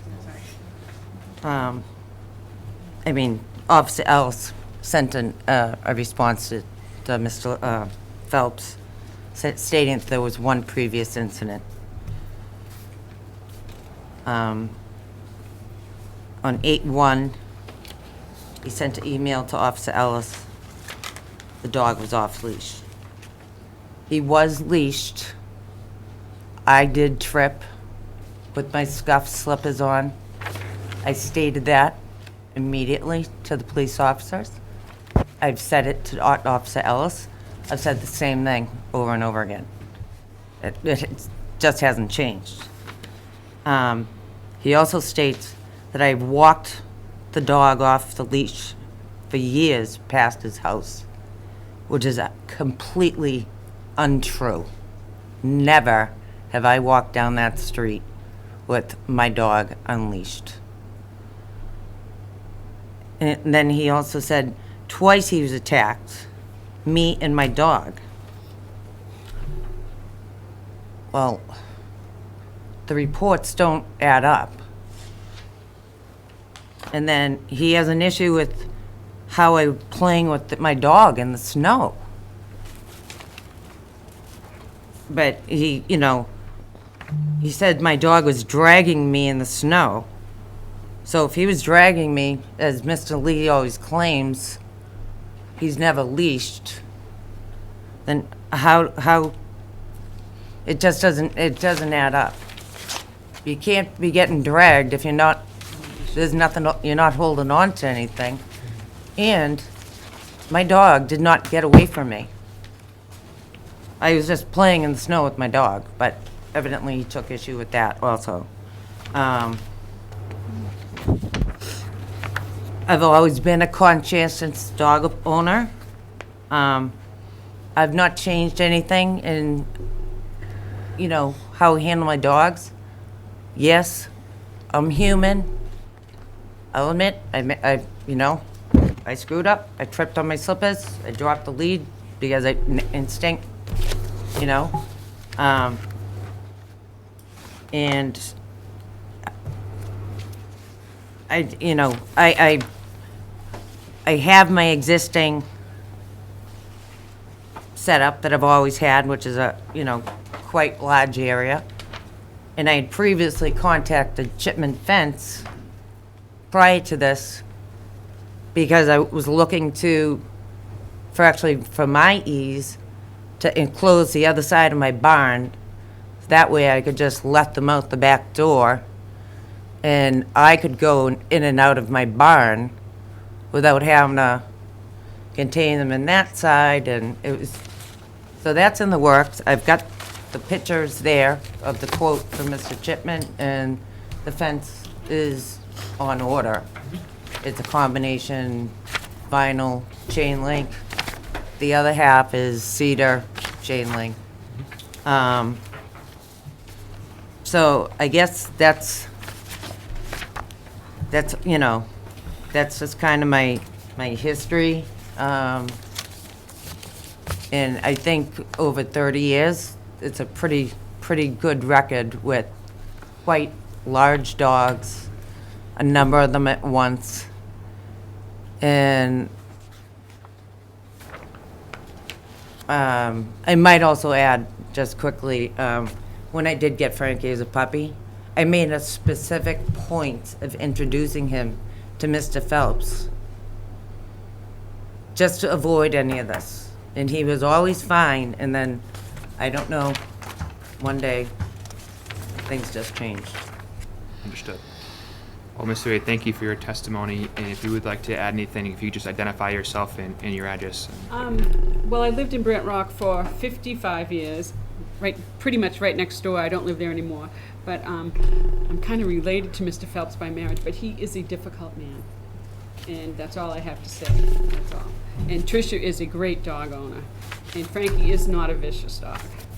He's never done anything like that at all. And I'd just like to know who the professional dog trainer is around here that says all these things, that has more experience than. I show and train dogs myself, and Frankie is not a vicious dog. Understood. That's all I have to say. Thank you very much. Ms. Lear, have you consulted a trainer for Frankie?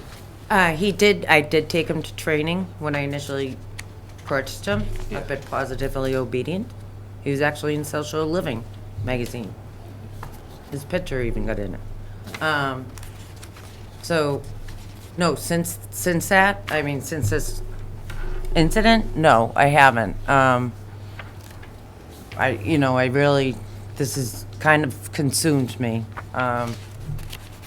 So this has been my main focus as of right now. Understood. And I guess I'd probably want to add too, if my dog wanted to do damage, He could. there's no question he could. German Shepherd. And he hasn't to anyone. I live in in the summer, there's people walking up and down that street, whether they're from the trailer park or from coming from dinner over the point or just working their way down from the harbor park. There's people floating around all the time that are total strangers. They walk by with dogs, children, whatever. But nothing's happened. Understood. And I believe you, and I take you at your word. I don't see the quote from Chipman Family Fencing in here, but I know they do great work. It's the picture. Oh, sure. I think it's like the last picture. Yeah, excellent. And I just want to underscore, too, that Frankie is not at any risk of harm tonight. Again, I mean, there's a lot of different options that we can pursue. It's a full spectrum, but Frankie's not at any risk of any personal harm. And the fact that you're pursuing the fence, I think, is a sign of good faith, for sure. And that's an additional, that's just to enlarge Right. a considerable area that I've had forever. Yes. For all of my dogs. Do you feel that you have control of Frankie on a leash when you go for a walk? Yes, but I tripped on my slippers, my scuffed slippers. I mean, I did. It Understood. was it was my fault. But I mean, I freely admit it. But I'm human. I mean, I make mistakes. But at the end of the day, his dog was not injured, and his initial statement was he was not injured. Thank you, Ms. Leary. Do you have any questions or comments, Jim? Mr. Chairman, again, is there, just to make this official, is there anyone or any other person that has evidence that supports the finding of a dangerous dog that was here would like to speak? I just wanted that duly noted. Yeah, just double check. No one, yeah, no one was here. Yeah. No, I agree with your comments. I find you, it's not testimony, but your conversation compelling. You're trying to do the right thing for the dog. I grew up with German Shepherds. German Shepherds, if they want to hurt you, they can hurt you. And and obviously nothing has happened here. Sounds like it's a good dog, it's a big dog, and, yeah. big Yeah, dogs he's a can pull- long can coat, pull so you he down looks this- a lot this- bigger than he is. And big dogs can pull you through the snow. I have Great Danes. Other than that, Mr. Chairman, no. All right, thank you, Jim. Any questions or comments, Lynn? Just perhaps, Mr. Chair, if, would this be read in as Exhibit E?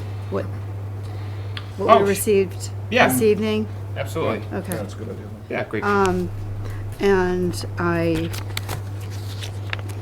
there's a lot going on with this dog and the neighbors, and I just want you to just be wary of the situation when you take that dog out. Just, that's all. The information we have in front of us this evening is sufficient, I think. I don't know if Mr. Leary is here or not, but, I'm not married. oh, okay. All right, very good. That's it? All right, thank you, Thank Lynn. you. And I'll go ahead and make a motion to mark as Exhibit E the photographs provided by Ms. Leary, which includes an estimate from Chipman Family Fencing. Is there a second? Second. All those in favor? Aye. Aye. Aye. Thank you, Lynn. That was a good catch. Officer Ellis, what would your professional recommendation be in this particular hearing? Based on the evidence provided and obviously working with Ms. Leary, I don't believe that this dog can be dangerous or a nuisance. But I think that it does need to be properly contained on the premises, whether that be, stronger fencing and whatnot, and, probably on a shorter leash like I recommended before while out on walks, and, basically my same recommendations as previous. That's the previous hearing. Okay, great, thank you. Mr. All right. Mr. Chair, I was just, I apologize. I was referring to Lee Phelps and his argument in the email, so that was to make a reference to you having a significant other. I apologize for that. I was referring to the gentleman that was referenced. Yes, and I just wanna my clarify. thing was just pointing It just out came that out. the story changed Yes, every time. Yes, and I'm aware. Yeah, okay. All right, excellent. it. And just the recommendation that we're gonna make, it seems like you're already kind of on your way to, accomplishing that, and it is noted that you are acting in good faith to put the fence up. So with that, I'm just gonna go ahead and make a motion unless anyone had anything else they wanted to add. All right, so I'll go ahead and make a motion that the dog be humanely restrained, provided, however, that no order shall provide that a dog deemed dangerous be chained, tethered, or otherwise tied to an inanimate object, including, but not limited to, a tree, post, or building, and that when removed from the premises of the owner or the premises of the person keeping the dog shall be securely and humanely muzzled and restrained with a chain or other tethering device having a minimum tensile strength of 300 pounds and not exceeding 3 feet in length. Is there a second? Second. All those in favor? Aye. Aye. Thank you. Thank you very Thank much. Appreciate it. Thank you.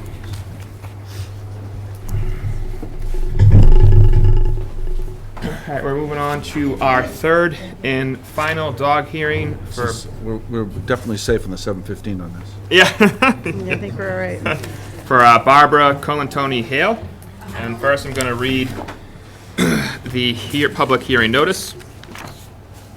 Please be advised that in accordance with the provisions of Massachusetts General Law, Chapter 140, Section 157, the Town of Marshfield Select Board, in their capacity as the hearing authority for the Town of Marshfield, will conduct a public hearing on Monday, September 12, 2022, at 7:15 p.m. in the Select Board's meeting room located at 870 Marine Street, second floor, Marshfield, Mass., on a report/complaint received by the Select Board from the Marshfield Police Department and Animal Control Officer that your dog Ellie, a 3-year-old sable German Shepherd dog that is owned or kept by you on the premises at 75 Hartford Road in Marshfield, Massachusetts, constitutes a dangerous dog by reason of vicious disposition and or as a result of several incidents dating back to July 29, 2020, presents an unacceptably high risk of serious injury even before causing harm. You are advised of your right to attend the hearing, speak on your own behalf or through your legal representative, and present any witnesses or evidence in support of your position in this matter. If you fail to attend this public hearing, the Select Board reserves the right to proceed in your absence, make a determination in this matter, and proceed with such other restrictions or other measures necessary to prevent any further risk of injury. If you have any questions about this proceeding, you are directed to speak with Marshfield Town Administrator Michael Maresco at 781-834-5563. So is Miss Colantoni Hale in the audience, or a legal representative, or any witnesses? Yes. How many in total? All right, if you folks wouldn't mind just keeping your hands up, and we'll have town council swear you in. Do you solemnly swear to tell the whole truth, nothing but the truth? So help you God? All right, so first we'll go to Officer Ellis and Lieutenant Sullivan and go through a timeline of events, ask some questions, and then we will turn to the witnesses and Ms. Hale. Thank you, Mr. Chairman.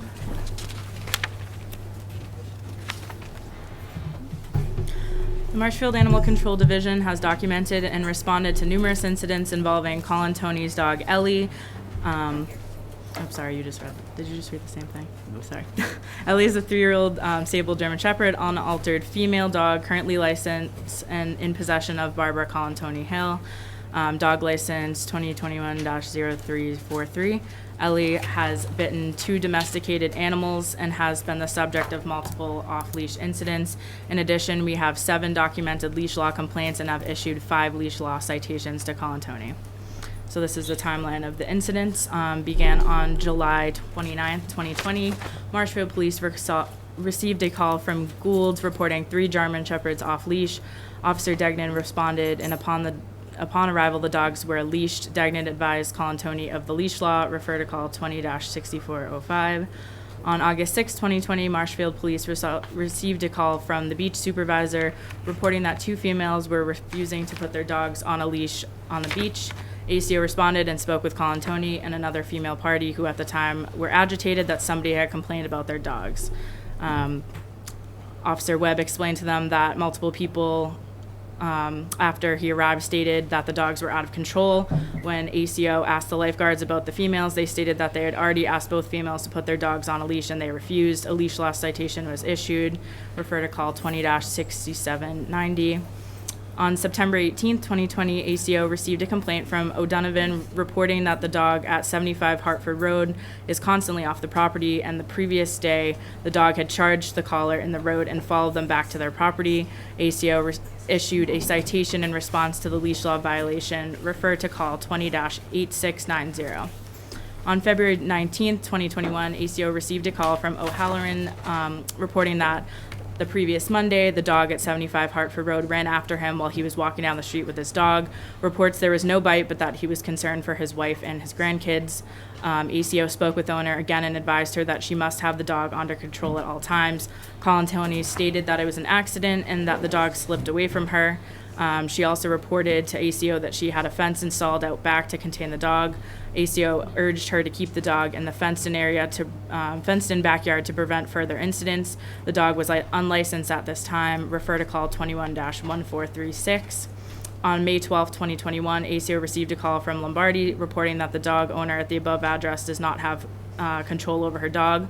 Caller further stated that the dog pulls away from the owners constantly and she is concerned about the dog getting at her kids and animals. The caller stated she has spoken with the dog owner herself and has noticed no change. Caller reported the dog was loose approximately an hour ago at the time. ACO responded and spoke with Colin Tony. Colin Tony stated that the male dog walker she uses has difficulty handling her dog and the dog got away from him. ACO again recommended that Colin Tony only allow the dog to use the fenced-in backyard for the dog to only to use the backyard to prevent future incidents. Leash law citation was issued. Refer to call 21-4118. On July 12, 2021, ACO received a call from Campbell reporting that the day before, her cockapoo was attacked by the German Shepherd at the above address. Caller further states that she had numerous incidents with this dog in the past. Caller sent an email with all the incidents and dates and mailed pictures of bites. ACO spoke with Colin Tony, who stated that she had 15-year-olds in the yard and that they left the gate open. ACO explained to Colin Tony that it is her responsibility to ensure that this dog always stays confined. Colin Tony began to get defensive and stated she would rather go to jail than deal with this. I advised Colin Tony that if she fails to fix the ongoing issue, that the department would request a nuisance dog hearing. Colin Tony was issued a citation for a leash law violation, and Ellie was ordered under a 10-day quarantine per state law. Refer to call 21-6740. On October 2nd, 2021, Marshfield Police received a call from Campbell requesting to speak with an officer about the neighbor's dog attacking her. Officer Martin responded and spoke with Campbell. Martin reports that there were no obvious injuries on the dog. Martin further reports that Colin Tony stated that the gate must have been open mistakenly. On October 4th, 2021, ACO followed up with Colin Tony and advised of the complaint. Colin Tony stated that the dog escaped through a crawl space. ACO again advised her that it's her responsibility to keep the dog contained, and that is not fair to the neighbors to have to worry about being outside on in their own yards. A leash law citation was issued. Campbell reports she could not find any puncture wounds. No quarantine issued. Refer to call 21-10212. On March 10th, 2022, MPD received a call from Gleason requesting that it be documented that when he walked by Colin Tony's house, the German Shepherd ran out and barked at him. The dog was leashed and remained on the property throughout the incident. Refer to call 22-2684. And lastly, on April 5th, 2022, ACO received a possible exposure to rabies form from Marshfield Animal Hospital. We went out to investigate and spoke with the victim dog who was bitten by Ellie. Griffin, the dog owner, stated that his dog got loose and was attacked by the German Shepherd. ACO then responded to 75 Hartford Road. Upon arrival, Ellie was out front on a runner. The length of the runner allowed for Ellie to reach the entire driveway while on the runner. When animal control pulled into the driveway, Ellie jumped on the car and started growling. At this point, Officer Webb at the time had utilized his truck horn to try and get the owner's attention to bring in the dog. After several attempts, Colin Tony finally came outside and said that she was sleeping. Colin Tony stated that she was not walking the dog and that Andrew Colin Tony was. Stories from both parties were different, and so ACO requested written statements, emails from both parties, which are attached to the timeline. There's also many pictures of the dog that was attacked and her injuries attached to this as well. Ellie was again ordered under a 10-day quarantine for state law. Refer to call 22-3732.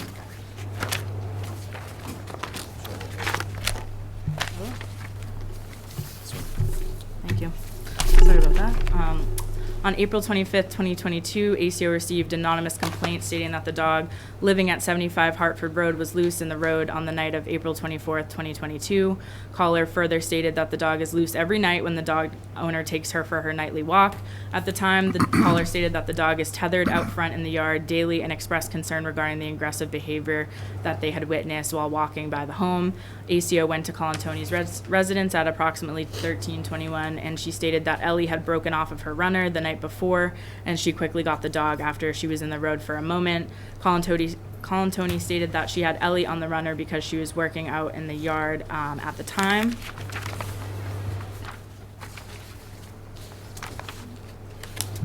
That's all.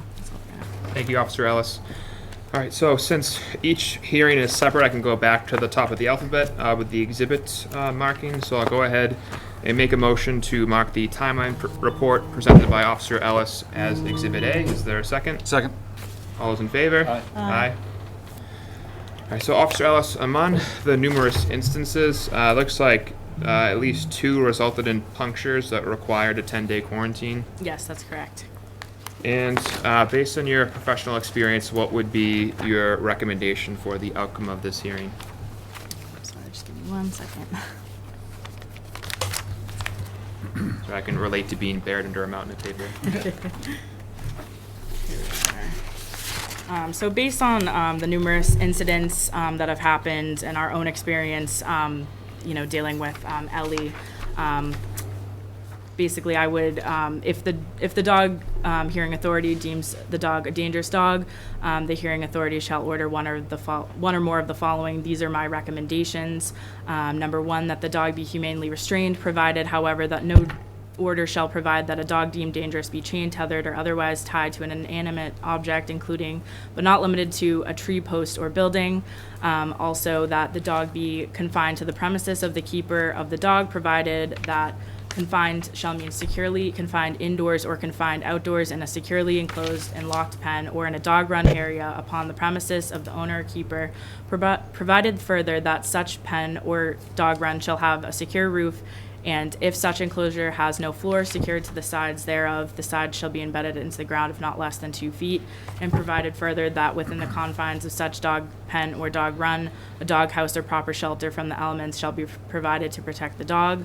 Number 3, that when removed from the premises of the owner or on the premises, or the premises of the person keeping the dog shall be securely and humanely muzzled and restrained with a chain or other tethering device having a minimum tensile strength of 300 pounds and not exceeding 3 feet in length.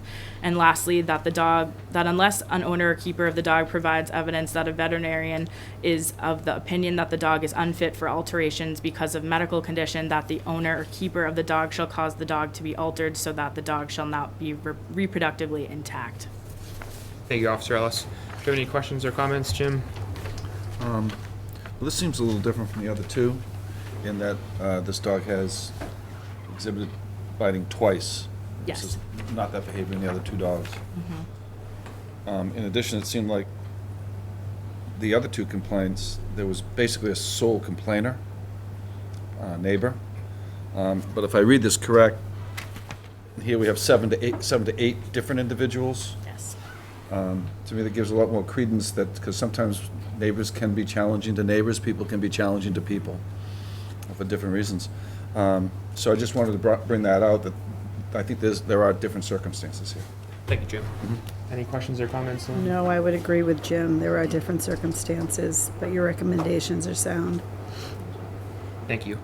All right, so before I turn to Ms. Hale and any witnesses who want to testify, I'll just underscore again, this is not a trial, and the rules of evidence will not necessarily apply. And anyone who has any questions, just please direct it through me, and your response to any questions directed through me, and you guys will get a chance to speak. So if Ms. Hale wanted to come forward, and any witnesses you would like to testify as well, you are encouraged to come forward. Yes. I would also tell you, you don't have to hear the same thing from 20 people. Yes. People don't have to be duplicative. Yes. Just say they support. Yeah, if folks have something that's already been raised, if you guys could just, please not be repetitive, that would be appreciative. And I'm going to assume that you're all here in support of Ellie. So with that, Ms. Hale, the floor is yours. I just wanted to say one thing, that Ellie was licensed when the dog officer came. Excuse me, Mr. Chair, So just you one, just excuse me come- one second, Mr. Chair. Name and address. Name and address. Could you just state your name and address, please? Barbara Colantoni Hale, Thank you. 75 Hartford Road, Marshfield, yes. Thank you. You may proceed. So, when the officer came and he said she wasn't licensed, I said, yes, she is. And he said, well, I just came from the town hall and she isn't licensed. I said, well, I have the license. So he asked if he could see it. So I went upstairs and got it, and he goes, that's weird. He took a picture of it and just said, that's weird, I'm gonna go back down to town hall. So it's one of the things. She is not aggressive or dangerous like they're saying. She plays with kids, she plays with dogs. My neighbor across the street does not like shepherds. They think that they're only for police. And, they're a working dog for police. And I should sell my house and go buy a farm. That's what they're saying to me. Thank you, Ms. Hale. And I just want to say one more thing. They're summer residents. They probably at their house 7 times through the whole summer. Thank you. And if you have anything you'd like to add, you can just give us your name and address, please. Christopher Daly, 14 Old Pottery Lane, Norwell, Mass. Thank you. So we have a bunch of statements, I think a dozen of them or so, that we just submit in support of Ellie, just saying that she's accidental. We're going to read all of them into the record, but they're, most of them are sworn affidavits for people who couldn't be here. Yeah. One other thing on the record, and I know it was mentioned that that Ellie bit 2 dogs, but on one of the dogs, the dog actually charged Ellie. The dog was intentionally let off the leash by its owner and approached Ellie. And we have an eyewitness to that. Yeah, yep. If you just give us your name and address if you wanted to substantiate that, sure. Of course, yeah. We'll come back to you. Thank you. Yeah, so Mr. Colantoni will give that statement. And he also just, at the time, went back up and just recently spoke with the owner and the owner of that dog. And the owner did say that the whole thing could have been avoided if he just kept his dog on a leash. He commonly lets his dog off. He lives at the top of the street. And it was just, the dog ran over, kind of charged Ellie, and Ellie just simply reacted. It was a totally normal reaction. And again, Ellie's a shepherd. If she really wanted to do damage to that dog, she could have really hurt the dog, and she didn't. She gave her a bite and then let the dog go, and the dog was really running around fine the next day.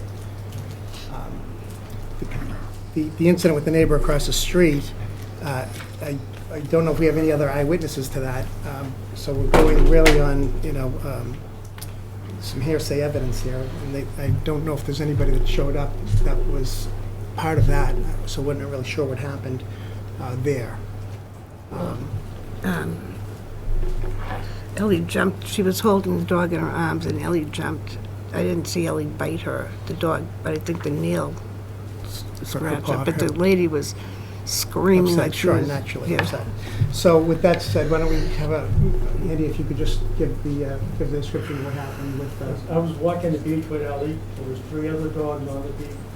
On leash. There was Yeah, absolutely and could you speak up and give the name and address again, just to make sure we get it in the meeting minutes, if you wouldn't mind? I'm sorry, I'm hearing Just speak up with your name and address Oh, I'm one sorry. last time. Thank My you. name's Andrew Colantoni. I live at 47 East Bridge Road, Thank you. Taunton, Mass. Thank you. I was walking the beach with Ellie. I had her on leash secured. There was 3 other dogs down there. We walked by them. There was absolutely no problem. When I got to the top of the step, that dog came charging Ellie, barking, very, very aggressive. She ran up to Ellie. She never slowed down. Ellie grabbed it and dropped her. She could have destroyed that dog and didn't. When John, he was right behind, he was trying to catch her. He grabbed his dog. I said, "Is your dog all right?" He said, "She's fine." And the next day, that dog was out running around like nothing happened. I went up John's house and I talked to him about it, and he said, he felt bad about it. He said, "I'm sorry, I should have had my dog on a leash." And all she did was she was just defending herself. It's just a normal reaction. And we take that dog everywhere. In fact, Saturday I had it down Lowe's, and a man approached me and said, "That's a beautiful dog. I have a shepherd." He was showing me pictures of his. I gave a picture of his son, who was about 10 years old, Ellie was licking his face. I have a picture if you want to see it. And when I was talking to the kid's father, he was playing with Ellie.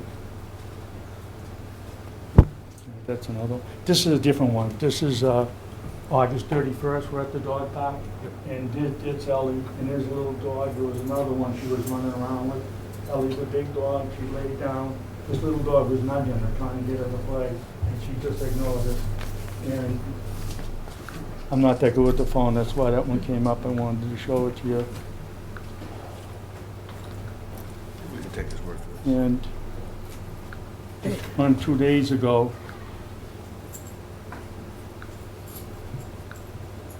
That's okay. We don't need the picture. I'll but take anyway, it. I would like to show it to this Yeah. 10-year. If that dog was vicious, they wouldn't let her enroll, and I definitely would not let her near a little 10-year-old kid. That's for sure.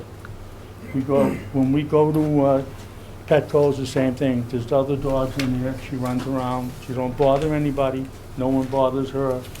We go to our grandson's baseball games. There's always dogs down there. There was never one incident, never. The only problem we have is when that dog attacked her.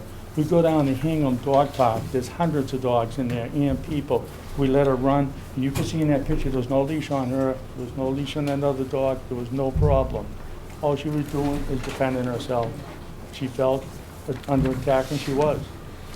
And just to make the record clear, in that April 5th incident, if you read Mr. Griffin's testimony, the timeline is not an accurate statement of what happened.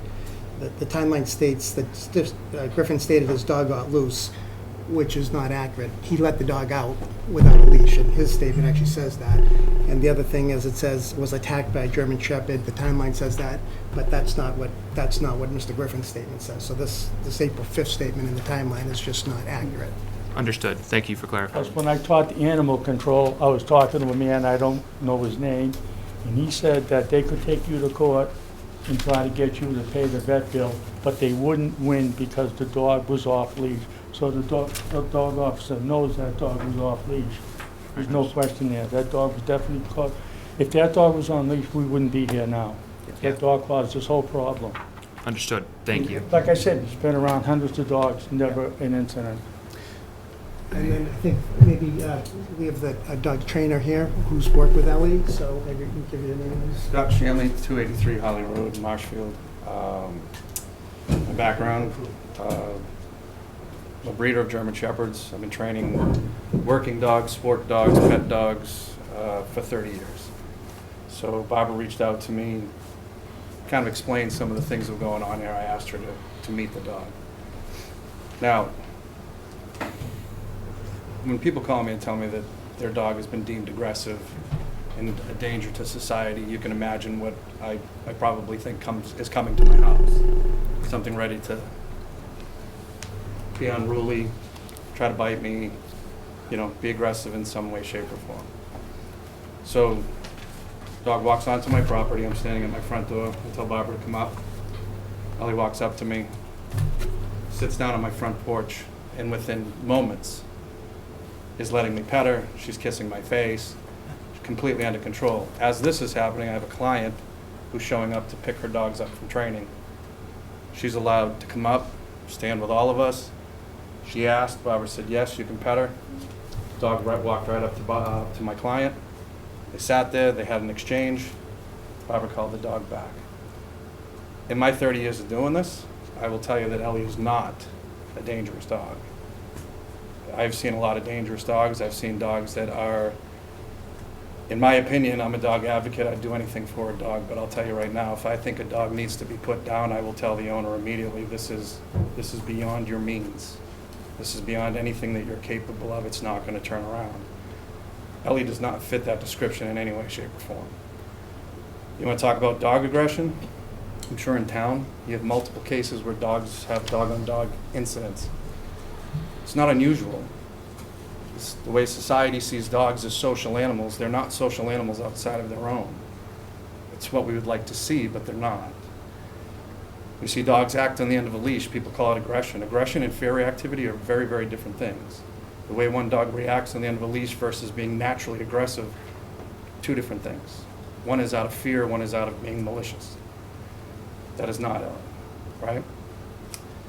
So when I read a couple of these things, I understand you're walking a German Shepherd down the road.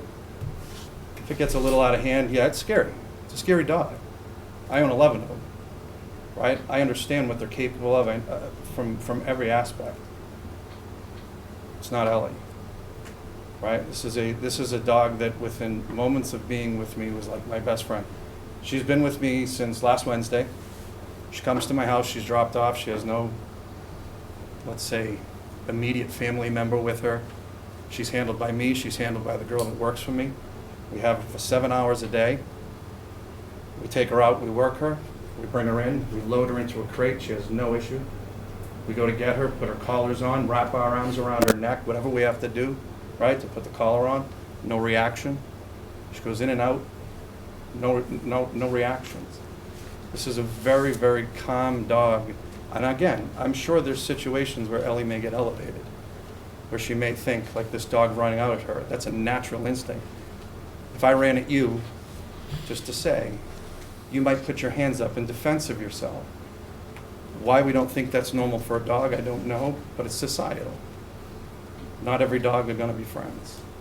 So in all my years of doing this, I can't even put her at a number of dogs that I have seen. She would be on very low number as to dogs that I look at that are dangerous or something that would be deemed malicious or whatever else you may call it. And that's a professional experience of working police dogs, building foundation dogs, working sport dogs, personal protection dogs, you name it. Okay, so I've seen it, and I've seen the ugly side of things, but this is not her. Thank you, Mr. Shanley. Sure. How many training sessions have you done with Ellie?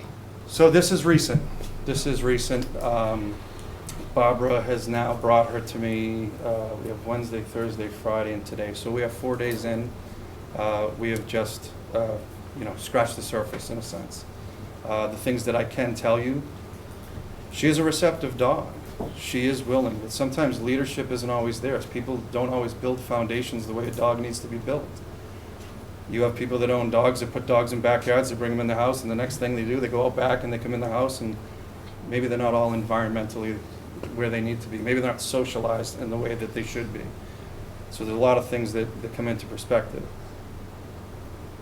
She's very biddable, right? So a trainable dog, willing to absorb what's being given to her. And I've seen nothing towards myself or the girl that works for me that shows any type of, we have dogs that we call handler aggressive, right? Don't you tell me what to do. I got my own idea of the way things should be. Never once has she shown any type of handler aggression. So this dog, kind of go with the flow kind of dog. So, but again, we've only scratched the surface. Barbara and I have talked about some things. I'm gonna give a bit of information that you guys are giving as recommendations, and this is just for me to counteract something that you guys have suggested. In each of the cases that I've heard you say, there's something about tethering a dog. It's one of the worst things you can do to an animal. You create possession, defense, and territorial aggression by tethering an animal to anything. You take away its natural ability for fight or flight. So if a dog is approached on a territory where it's tethered and it feels like it would rather run, but we've forced it to be tethered, it will go into a fight mode, therefore creating a more aggressive dog. Yes, and that might be my fault for not speaking or enunciating clearly, but for the other hearings, we kind of underscored that no order shall provide that they be tethered. Oh, I didn't hear that. My apologies. Yeah, because I agree with you on that front. You're 100% My correct. apologies. Yeah, no worries at all. Ms. Hale or Mr. Shanley, how would you assess your control of Ellie on a leash if you were to go for a walk? She would walk right by my side. And Mr. Shanley, is she reactive to distractions like other dogs or squirrels? When she walks into my kennel at times has upwards of 15 dogs in it, let's say. She walks by dogs that are in kennels. She walks by dogs that are going outside. She doesn't even make a peep. She doesn't even make a sound. You wouldn't even know the dog was in my possession. Mm-hmm. So again, a dog in its own home, sometimes it's a very different thing, right? They're at home, they're comfortable, they feel like themselves. And I'm sure there's probably times when Ellie barks. I have dogs that bark. I'm sure the majority of the public has dogs that bark. That's a security thing, right? Who's outside my house? Am I okay? Am I safe, right? It's an alert to people. So barking is not a huge thing. Reactive, again, I haven't seen it. Reactivity, again, comes from fear. That dog doesn't want the altercation. That dog wants that altercation to go away. That's why it becomes what it does, right? I'm going to look big and ugly on the end of this leash because I don't want you near me. So sometimes if a certain animal, certain person, certain whatever situation puts a dog in a fear-reactive response, the dog is going to react, therefore, in an aggressive manner, looking aggressive, but probably wants no part of it. 99.9% of them don't. And 99.9% of dogs will not defend their owners, right? So I wanted to say one thing. Ellie got attacked by a German Shepherd when she was about 4 months old. I was working at the time. I had a walker. And Ellie was hiding behind her, crying. I never reported to the police, but just wanted to let you know she didn't fight back. She was hiding to get away from the dog. Understood. And of the two incidents that resulted in a puncture, I know one of them, the neighbor said that, he shouldn't let his dog off leash and that Ellie was defending herself. Do you have an explanation for the second incident that resulted in a puncture? Well, that was Andrew walking. I wasn't there. No, that was for the Campbell incident. No, I don't know that anybody actually saw exactly what happened. And She jumped. That's all I know. Yeah, She I mean, you jumped. saw when Yeah. It seemed the puncture may have actually been from a claw rather than a bite. But the Campbell's on here. And I went over there to the house to make sure that their dog was all right, and they said yes. But then the next day, I got the dog officer at the house. Thank you. Do you have any questions or comments, Jim? No, to just go back to the variance is 7 to 8, and I did want to bring that out versus 1. But I did read each one of them clearly and then heard it re-articulated. A lot of them are the dog barked. They don't think the owner has control of the dog. It could be the fact that a lot of people are concerned about German Shepherds. Once again, I've had German Shepherds, and they're beautiful, wonderful dogs, but they can make people nervous, so maybe some of these are just what I've read, even though there seems to be more of them, maybe a little fear of the breed rather than the actual dog. And if I owned a German Shepherd, I would want it to bark if a strange person came to my house. Absolutely. I mean, that's one of the reasons why I might have a dog. And I think it's in the record, but just to make clear, so Ms. Contoni has already fenced in her yard, which Ellie is in there, when she's out or she's on the runner. And I think some of the affidavits I sent you were, at least 2 were from immediate abutters.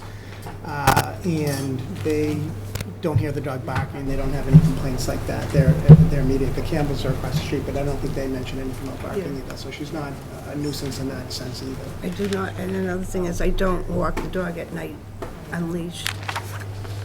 You keep it on leash. She keeps it on leash. Yeah. I don't do I do have that. one question for Mr. Shelley. Do you think this dog needs to be muzzled? No. And I have one question for the animal control officer. Is they have any personal interaction with Ellie?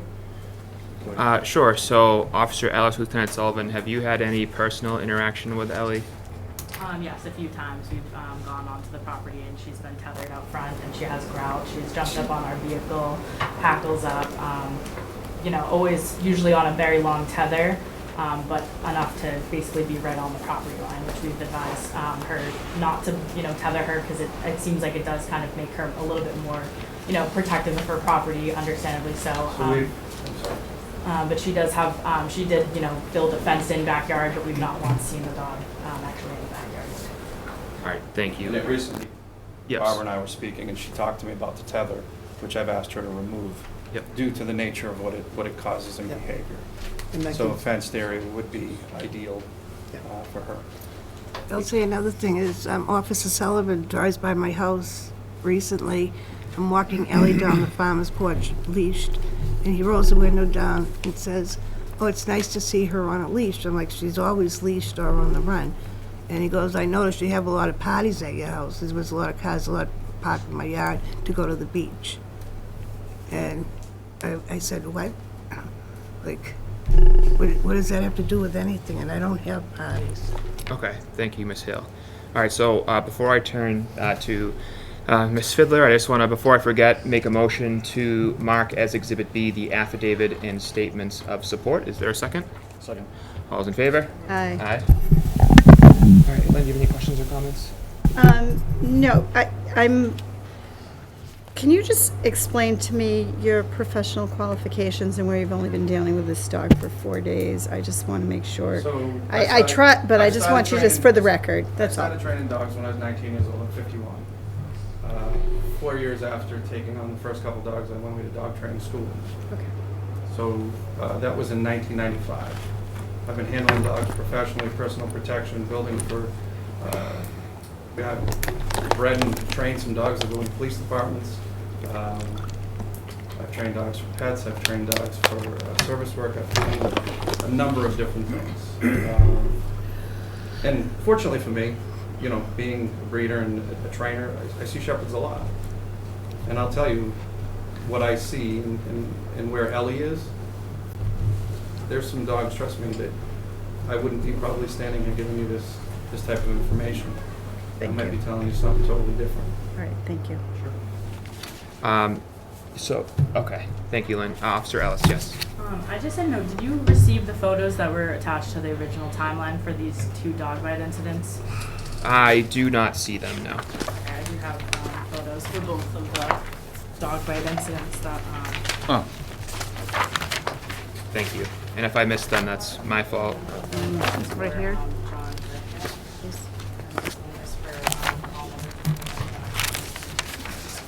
Thank you. All right, so, yep, we do have them. So, sorry, Kate, they are in the binder. Okay. So, all right, so first I'll go ahead and make a motion to mark. We have one of the we have an immediate neighbor here. They're an immediate, an open yard. He has many interactions with Ellie. Sure, so first I'll go ahead and make this motion and we'll put it to the neighbor. If you have anything new to add, that's terrific, but if anything that's repetitive of support, please be brief. But first, let's go ahead and make a motion to mark the pictures of the bite incidents as Exhibit C. Is there a second? Second. All's in favor? Aye. Aye. All right, so if you could just state your name and address, sir, and then the floor is yours. Dave McCarthy. I'm from Walpole, 1 Cobb Terrace in Walpole, but we have a summer residence right next door to Barbara. My parents bought the place in the 50s, and my family owns it now. I've had a lot of interaction with Ellie during the summer months mostly, but I have come down in the winter months to check on the cottage to make sure everything's okay.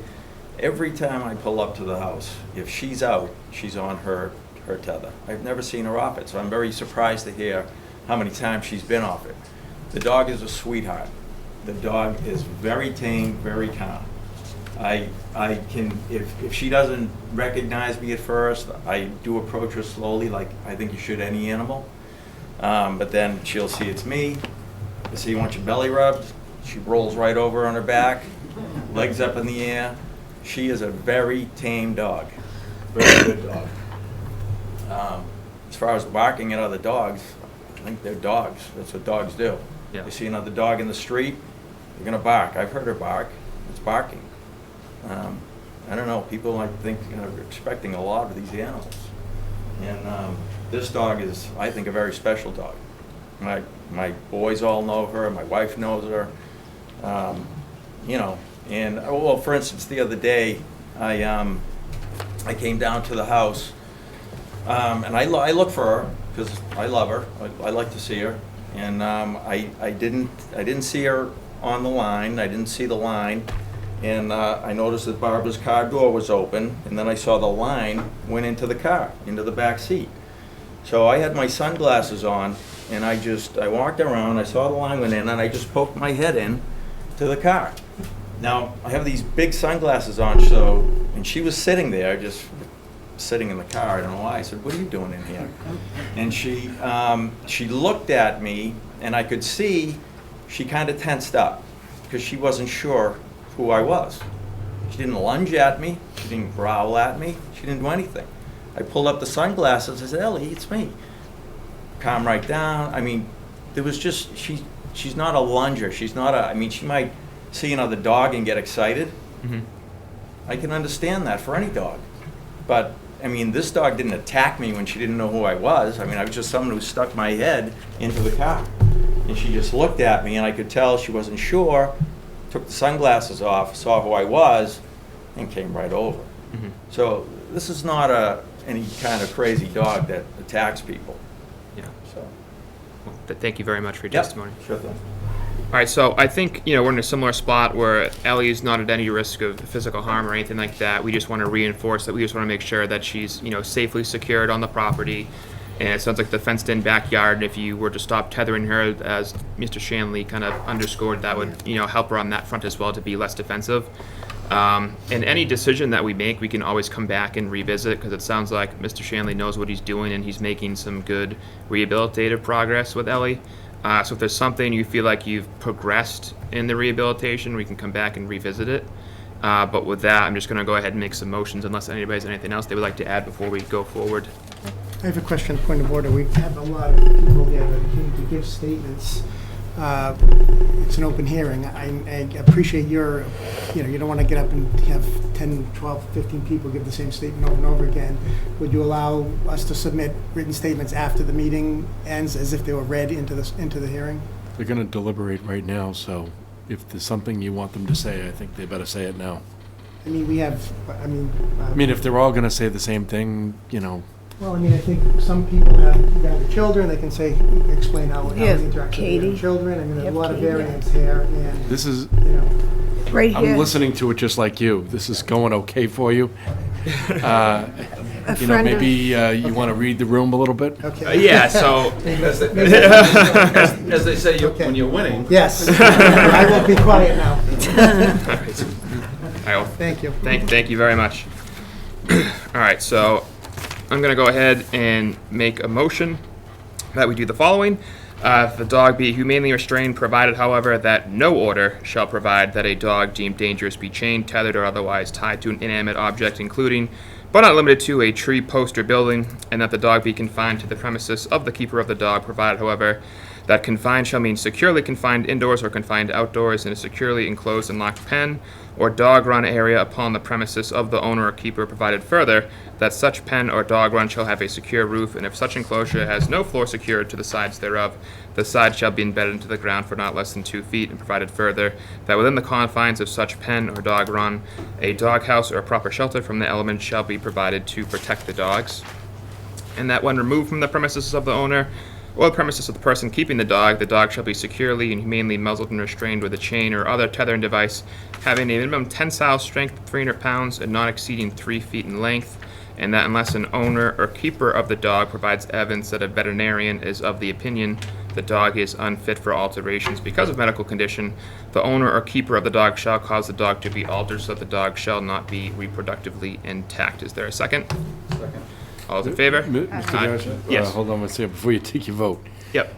In order to impose these requirements, you have to make a finding, okay? And the finding has to be that the dog is, behaves in a manner that a reasonable person believes poses an unjustified imminent threat of physical injury or death to a person or domestic or owned animal.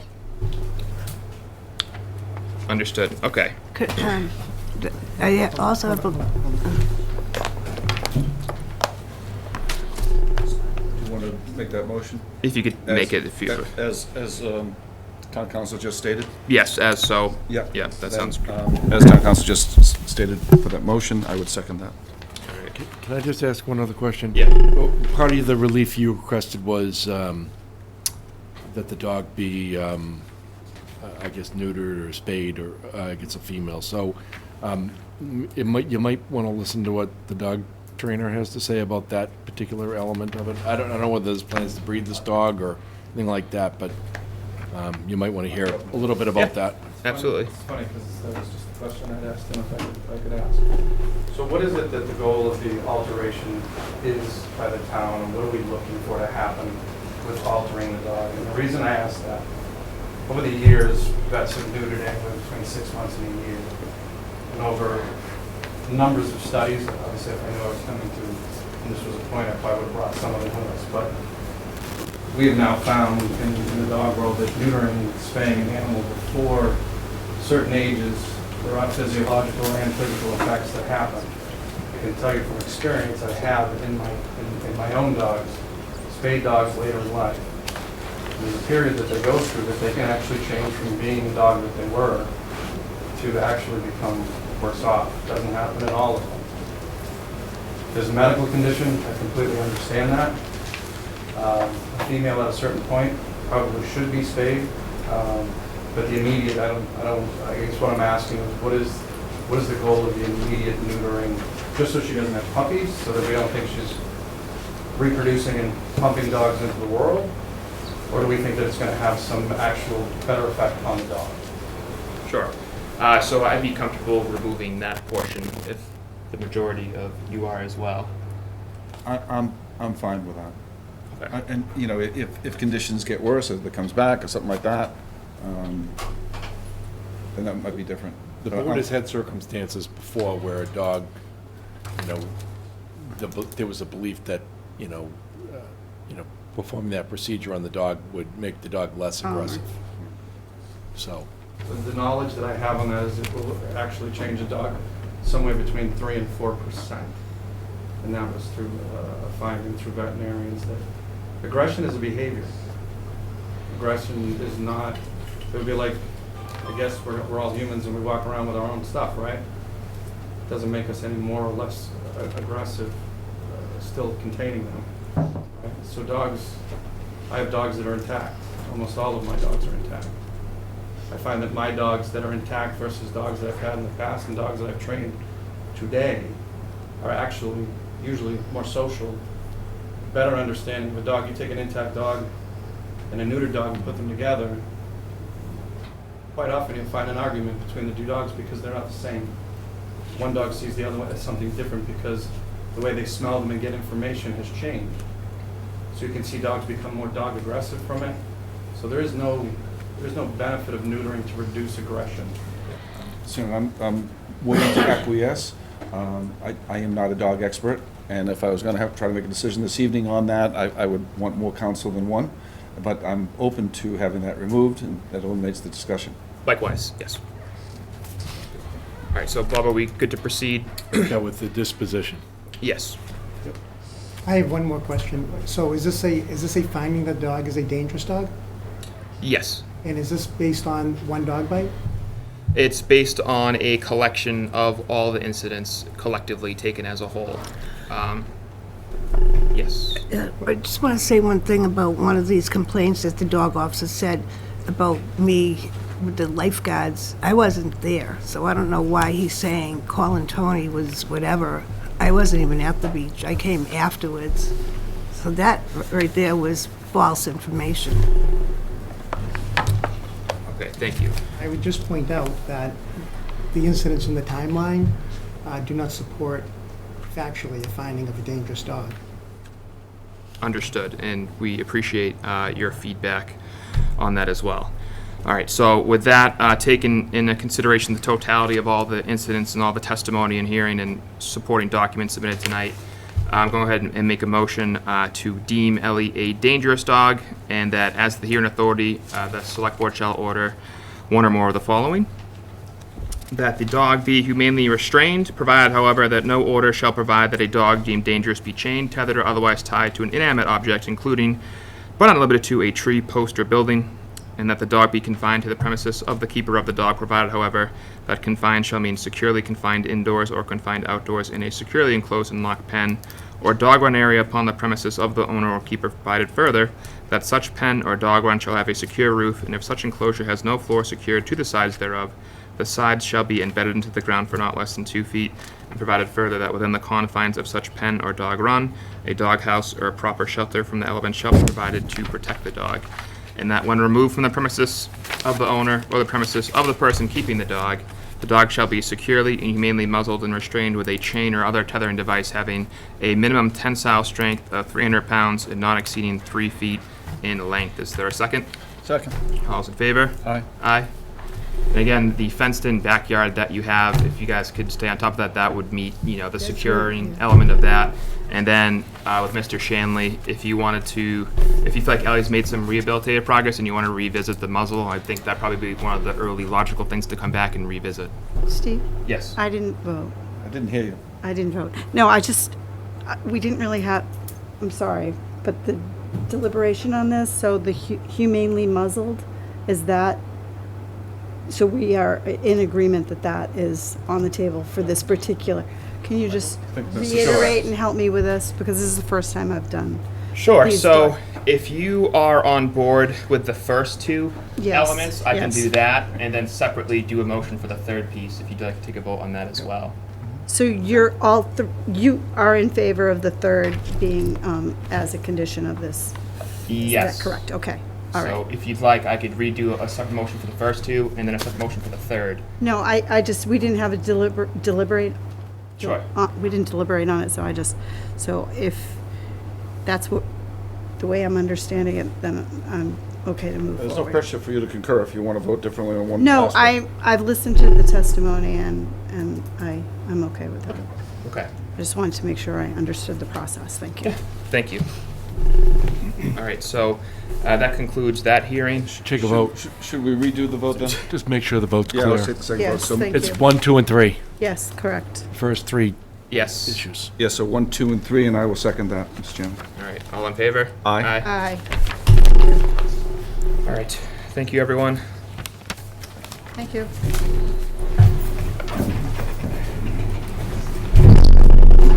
All right, I see our harbor master out in the hallway.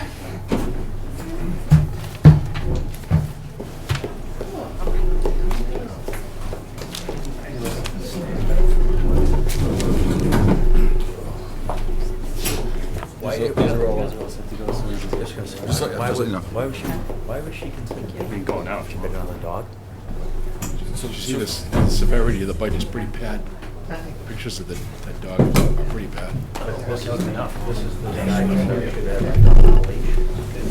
Talk about? There were 2 different incidents, and then there was an incident in the timeline report as well Okay, about thank you. chasing people like back onto their property as well. So that's why in totality. But I mean, as long as she keeps him confined to the fenced-in yard and there's not incidents of him her escaping. How are you? I'm really sorry. So we have to make a judgment based upon the information that's in front of us this evening. Not having seen the dog. We listened to 2 other dog hearings prior to that. One owner, one neighbor. We have 7 here. I clearly articulated that they weren't big, but there's 7 different people and two different bite incidents. So I think this is pretty minimal. One bite incident, a dog charging her. We're not in recess. You guys are still, yes, it's still Yeah, going. so could, yeah, The hearing is over. And the hearing's over. We took our votes. Okay, I get it. You just disagree, I I understand. don't understand. She's a good dog. And it should be labeled a dangerous dog. She's not proven.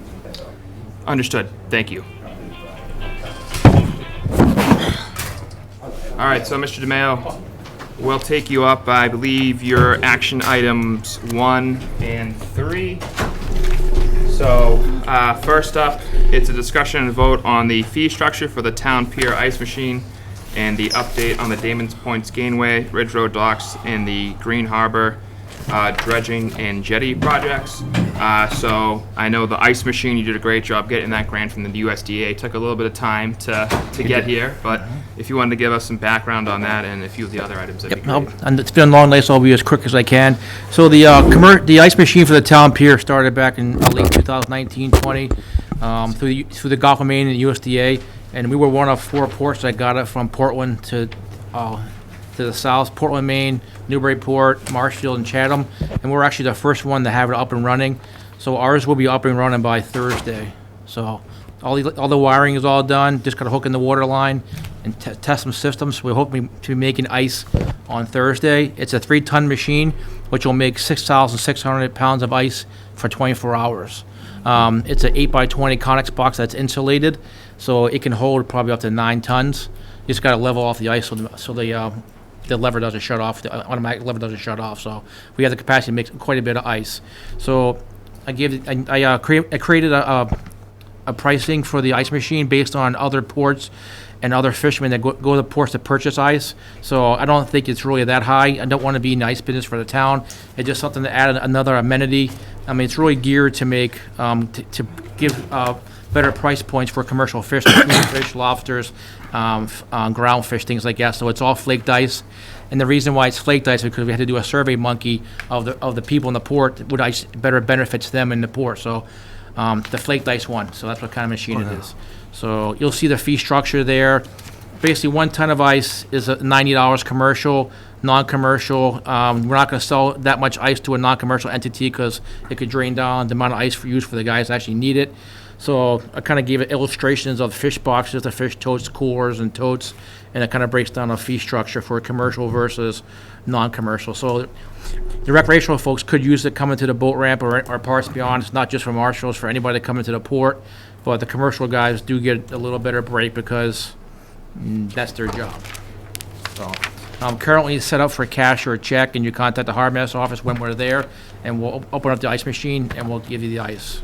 So it's not 24/7 where you just open the ice chest and go. You don't want to do that because you kind of need control measures, obviously. So when we're there, the staff is there, we'll open it up and divvy out the ice.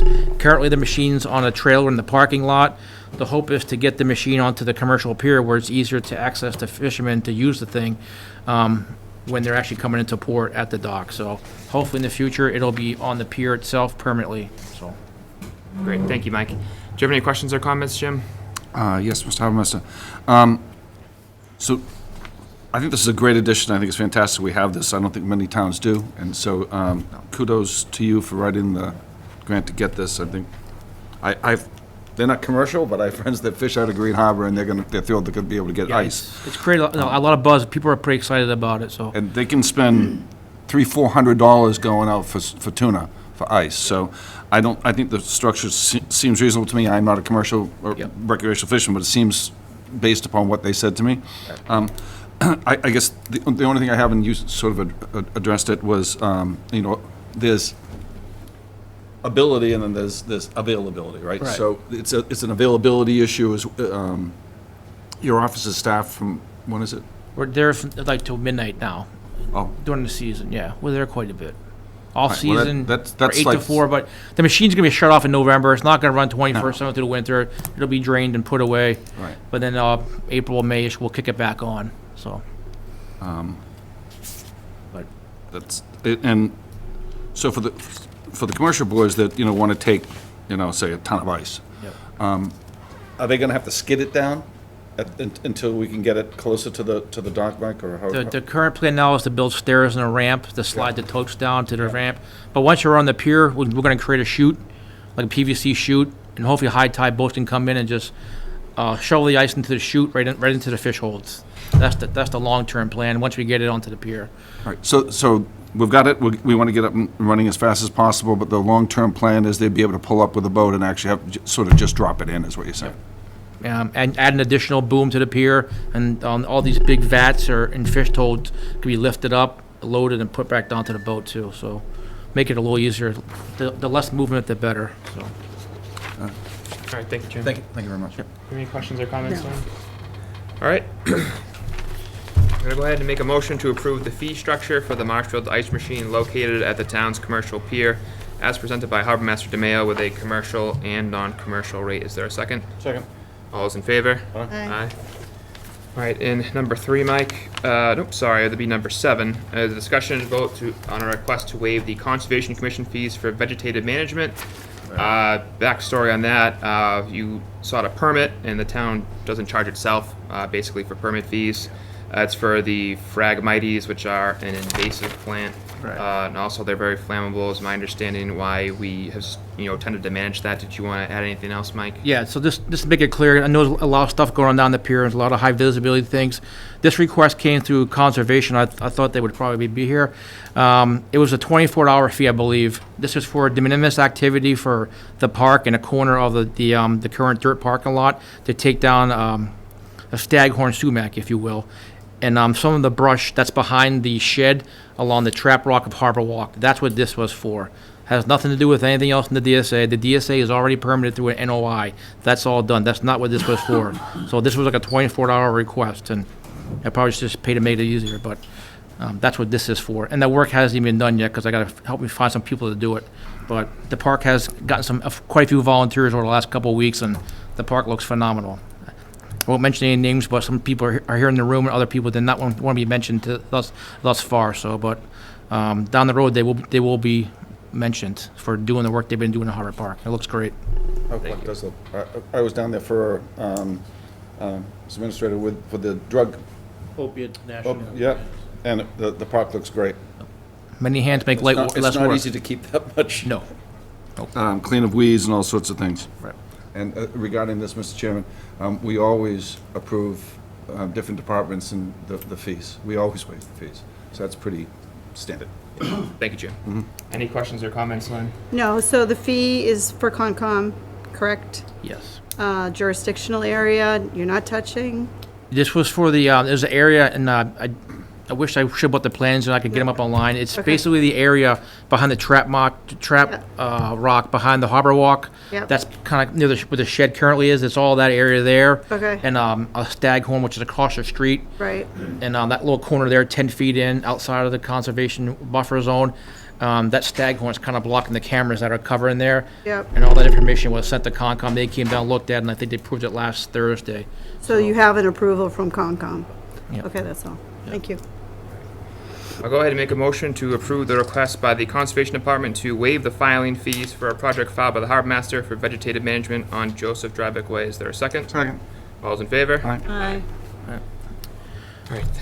So the last piece is Damon's Point. As you know, we got a small saltwater grant for that, for the gangway. That was tied into some money approved at town meeting last April. That project has been done for the gangway. We still need to complete the Damon's Point docks, so we're waiting to get some more funding, so that we're close on that. Ridge Road docks went in last week. Those are all brand new. That part has been done under that project. They look very nice. Many compliments on that. Green Harbor dredging. It looks like the Army Corps is getting ready to solicit bids for the federal navigation project of the whole entire Green Harbor, which is the entrance channel and the inner harbor. So with that, the town is responsible to remove all the moorings in the harbor and put them all back for with our funding. So that contract is that bid is on the street. Those bids come back to 21st right here in this office to be read aloud. That contract's contingent upon the Army Corps coming in to do the work. The town is still doing their permits as well to dredge, hopefully this year in conjunction with the Army Corps. So we haven't got all our permits back for that yet, but if we do, we'll be on the street bidding, dredging as well. And if we don't, we'll dredge the town portion next year. So either way, it'll be done within 2 years, which is more work than 1 year. So the Green Harbor jetties, there's been the 216 study a couple years ago. There's been a more formal study, the Section 107 study, and that's to hope we realign the jetties once and for all, so we're not dredging the harbor every single year. Raise the jetties, widen the east jetty so they align properly. Now they're misaligned. I'm not going to get into the dynamics of it, but I think everybody lives in town knows the problems with the jetties. I'm told that's gone through the workings of the Army Corps for internal review and approval, which is going along very nicely. And we should have some kind of preliminary plans back very soon of what they're actually going to do. Some of it involves digging out the basin a little deeper to mitigate the silting or showing in the entrance channel. Obviously, widening the jetty, making it taller, making it longer is other things that I've talked about as well. The town meeting did approve a couple years ago $250,000, so we have our match for that work currently. So it's a big project. It's been in the works since I took over in '07, so we're almost there. Great, thank you, Mike. That's all I had. Do you have any questions or comments, Jim, on those updates? No, I don't, Mr. Chairman. Any questions or comments, Lynn? No. Great, thank you, Mike. Thank you. Thanks for coming in. Thanks, Michael. Yeah. All right, so we're going to move to our final appointment with Paul Coffin, the Brant Rock Village Association update. Thanks for your patience, Paul. No problem. It's very educational. You picked one of our long ones. I always maintain that the selectmen primary responsibilities are dog licenses and liquor licenses, and now you proved it. One makes people happier than the other. Yeah, unquestionably. Gentlemen and ladies, thank you very much for allowing us to appear before you. I'm pleased to announce that on the 31st of August, we had what I can only call a historic turnout of our membership to participate in an election for new officers and approve a brand-new extensive bylaw. That went, the officers were elected almost with unanimity. There are only 2 votes in opposition to all of the candidates who were running. We elected Scott Dixon as president. I will be serving as vice president. Marion Killian is our treasurer, and Nanette Pazielli is our treasurer. We also, at that meeting, elected 3 board members, Jeff Quinlan, who was, and by the way, Marion, excuse me, Marion is here with us tonight, Jeff Quinlan is with us here tonight, and Kathy Sullivan. So you have 4 out of the 7 elected officers here tonight. Our opponents who chose not to run for offices, some of whom were past presidents of the organizations and/or on the board, approximately a week before our meeting, created a separate existing organization and surreptitiously usurped the Brant Rock Village Association name with their filing of an incorporate filing at the Secretary of State's office. Be that as it may, I'm pleased to share with you tonight that we too have now filed a corporation, and we are now known as the original Brant Rock Village Association Incorporated. Our opponents represent a minority faction of the membership, and we also have a very different approach. Our goal is to make sure that we represent the Brant Rock area as now defined, and we have a map as part of our bylaws which clarifies our geographic location. We worked hard with the Historical Association, we worked with the Green Harbor Association, we worked with the Ocean Bluff Association to make sure we did not overlap their catchment areas. And I'm pleased to say that that mapping, which was part of the process of improving our bylaws also passed by a majority. Our top priorities are first to establish a collaborative and congenial relationship with all of the boards and offices of the town government. We may not always agree, but we're going to agree to disagree with respect and responsibility to one another. Our number one goal is to improve the look, feel, safety, and economic vitality of the Esplanade area. This is our most important project as it impacts everyone in the neighborhood.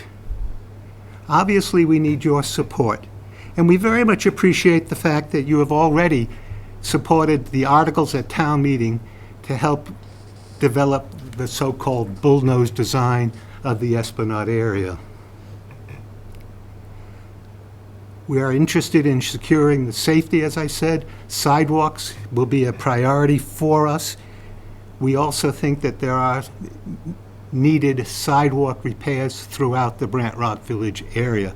But at the moment, our focus is on the Esplanade area.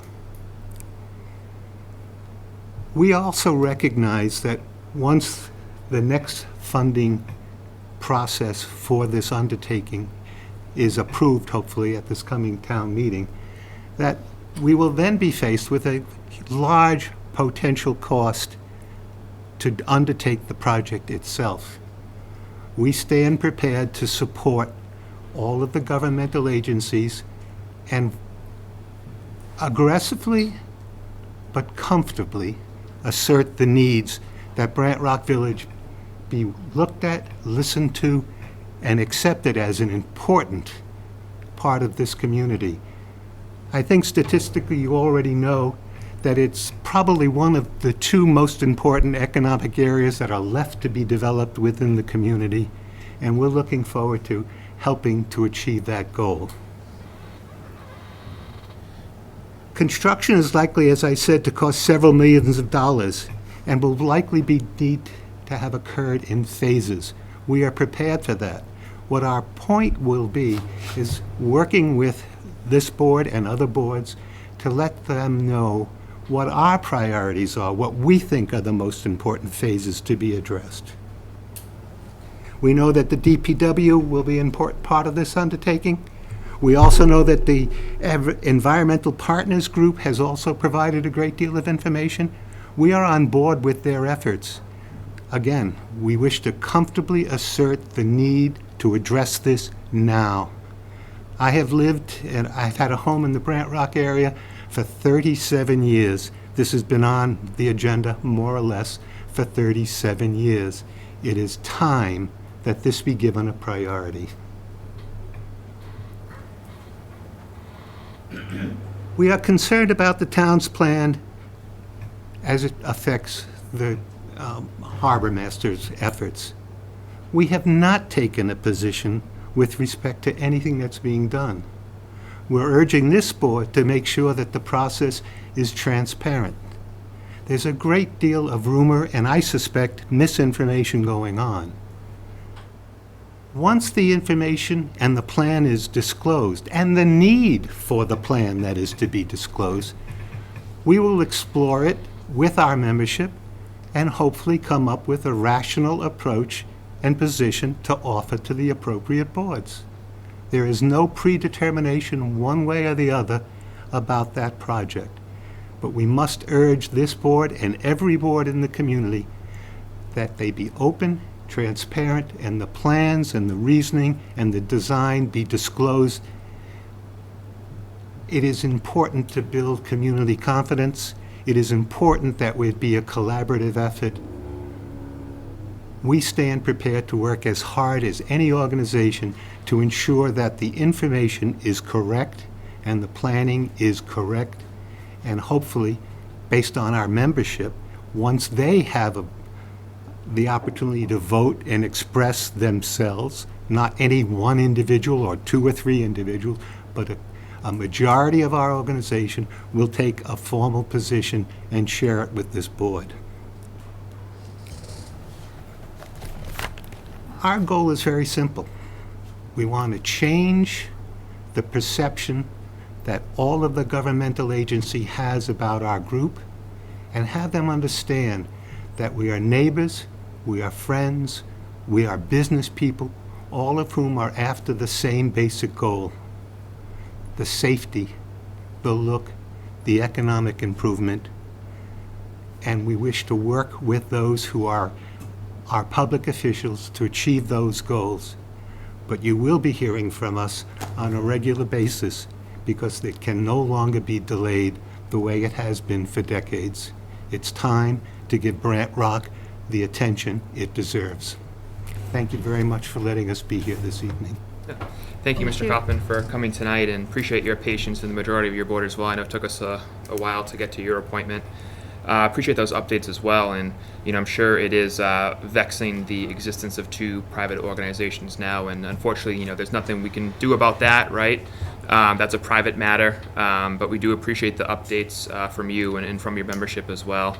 And certainly, I'm sure there is a lot of frustration with the pace of things happening in Brant Rock. So we look forward to having an open mind and open ears and working together to build bridges and have a collaborative process to work together. I can tell you with some of my personal projects, the pace has been agonizingly slow. So I can certainly relate to that. And you guys have been very patient for a much longer period of time. So I appreciate where you're coming from, and we look forward to working together collaboratively. It seems like you guys have a good team and some people, some members with some great backgrounds and knowledge to tap into. So we look forward to working together and having further updates to see what we can do to improve Brant Rock. And we appreciate that you guys are happy that the bullnose design is moving forward, and we have some money coming up at the special town meeting for sidewalks as well, which I know has been something advocated for a long time. So I appreciate your updates tonight. And do you have any questions or comments, Jim? No, I think you covered it adequately. Thank you, Stephen.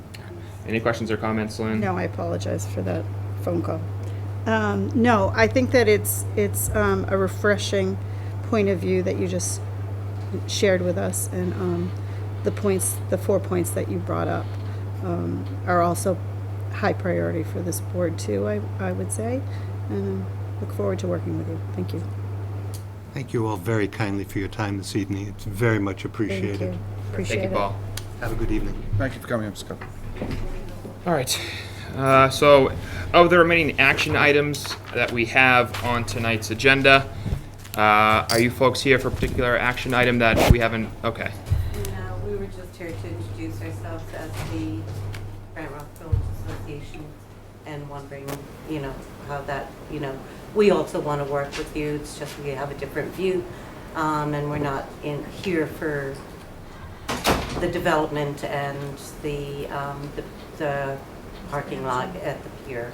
I mean, obviously, I've been on board as a volunteer at the Brant Rock Village Association for many years and have been behind, the bullnose design and the sidewalks and weeding and gardening and fundraising and volunteering. Introduce yourself. I'm sorry, I'm Madeline Daly Hauser, and I'm secretary of the Brant Rock Village Association, Inc.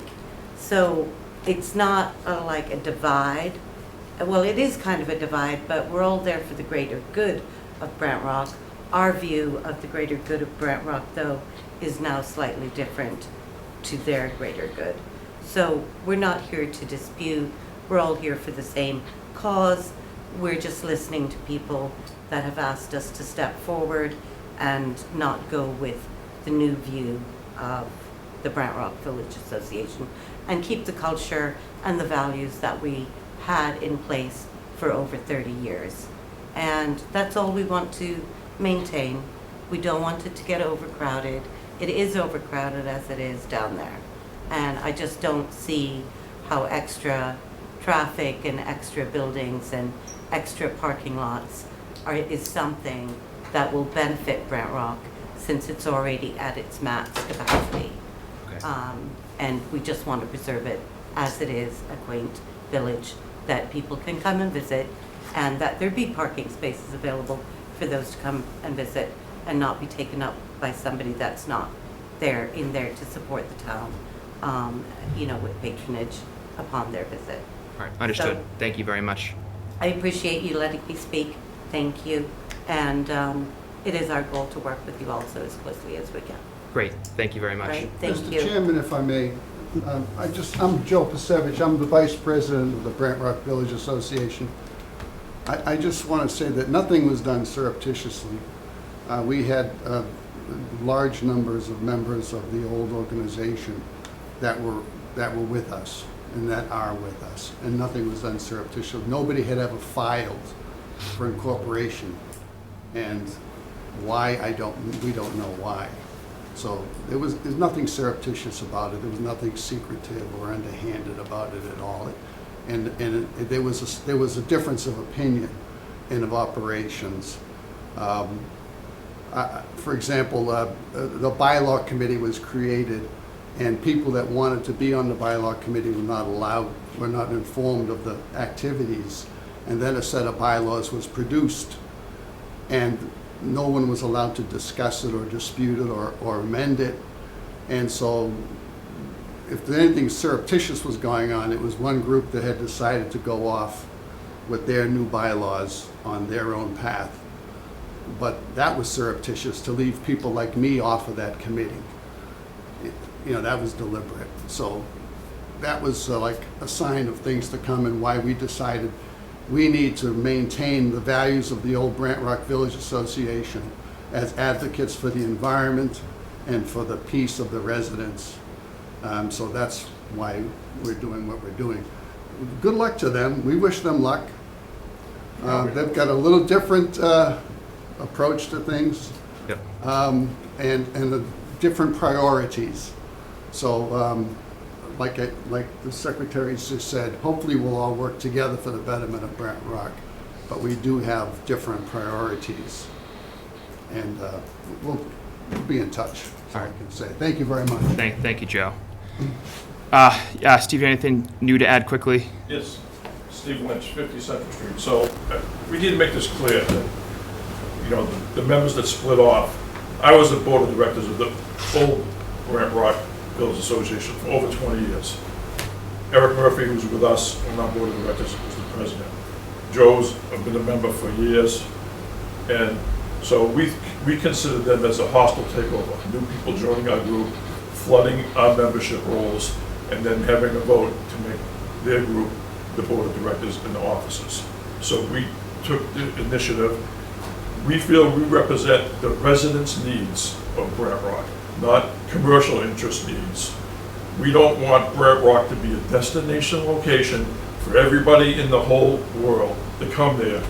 We pay dearly in taxes for the resources at the Brant Rock Town Pier. It's already crowded as it is, trying to get in there to unload lobster gear, unload lobsters, to use your boat. We don't need more boats and trailers there in a parking lot to accommodate more boats and trailers that don't live and pay taxes in Marshfield.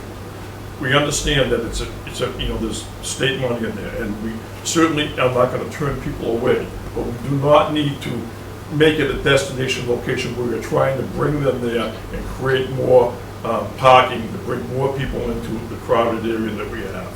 So that's where we're at.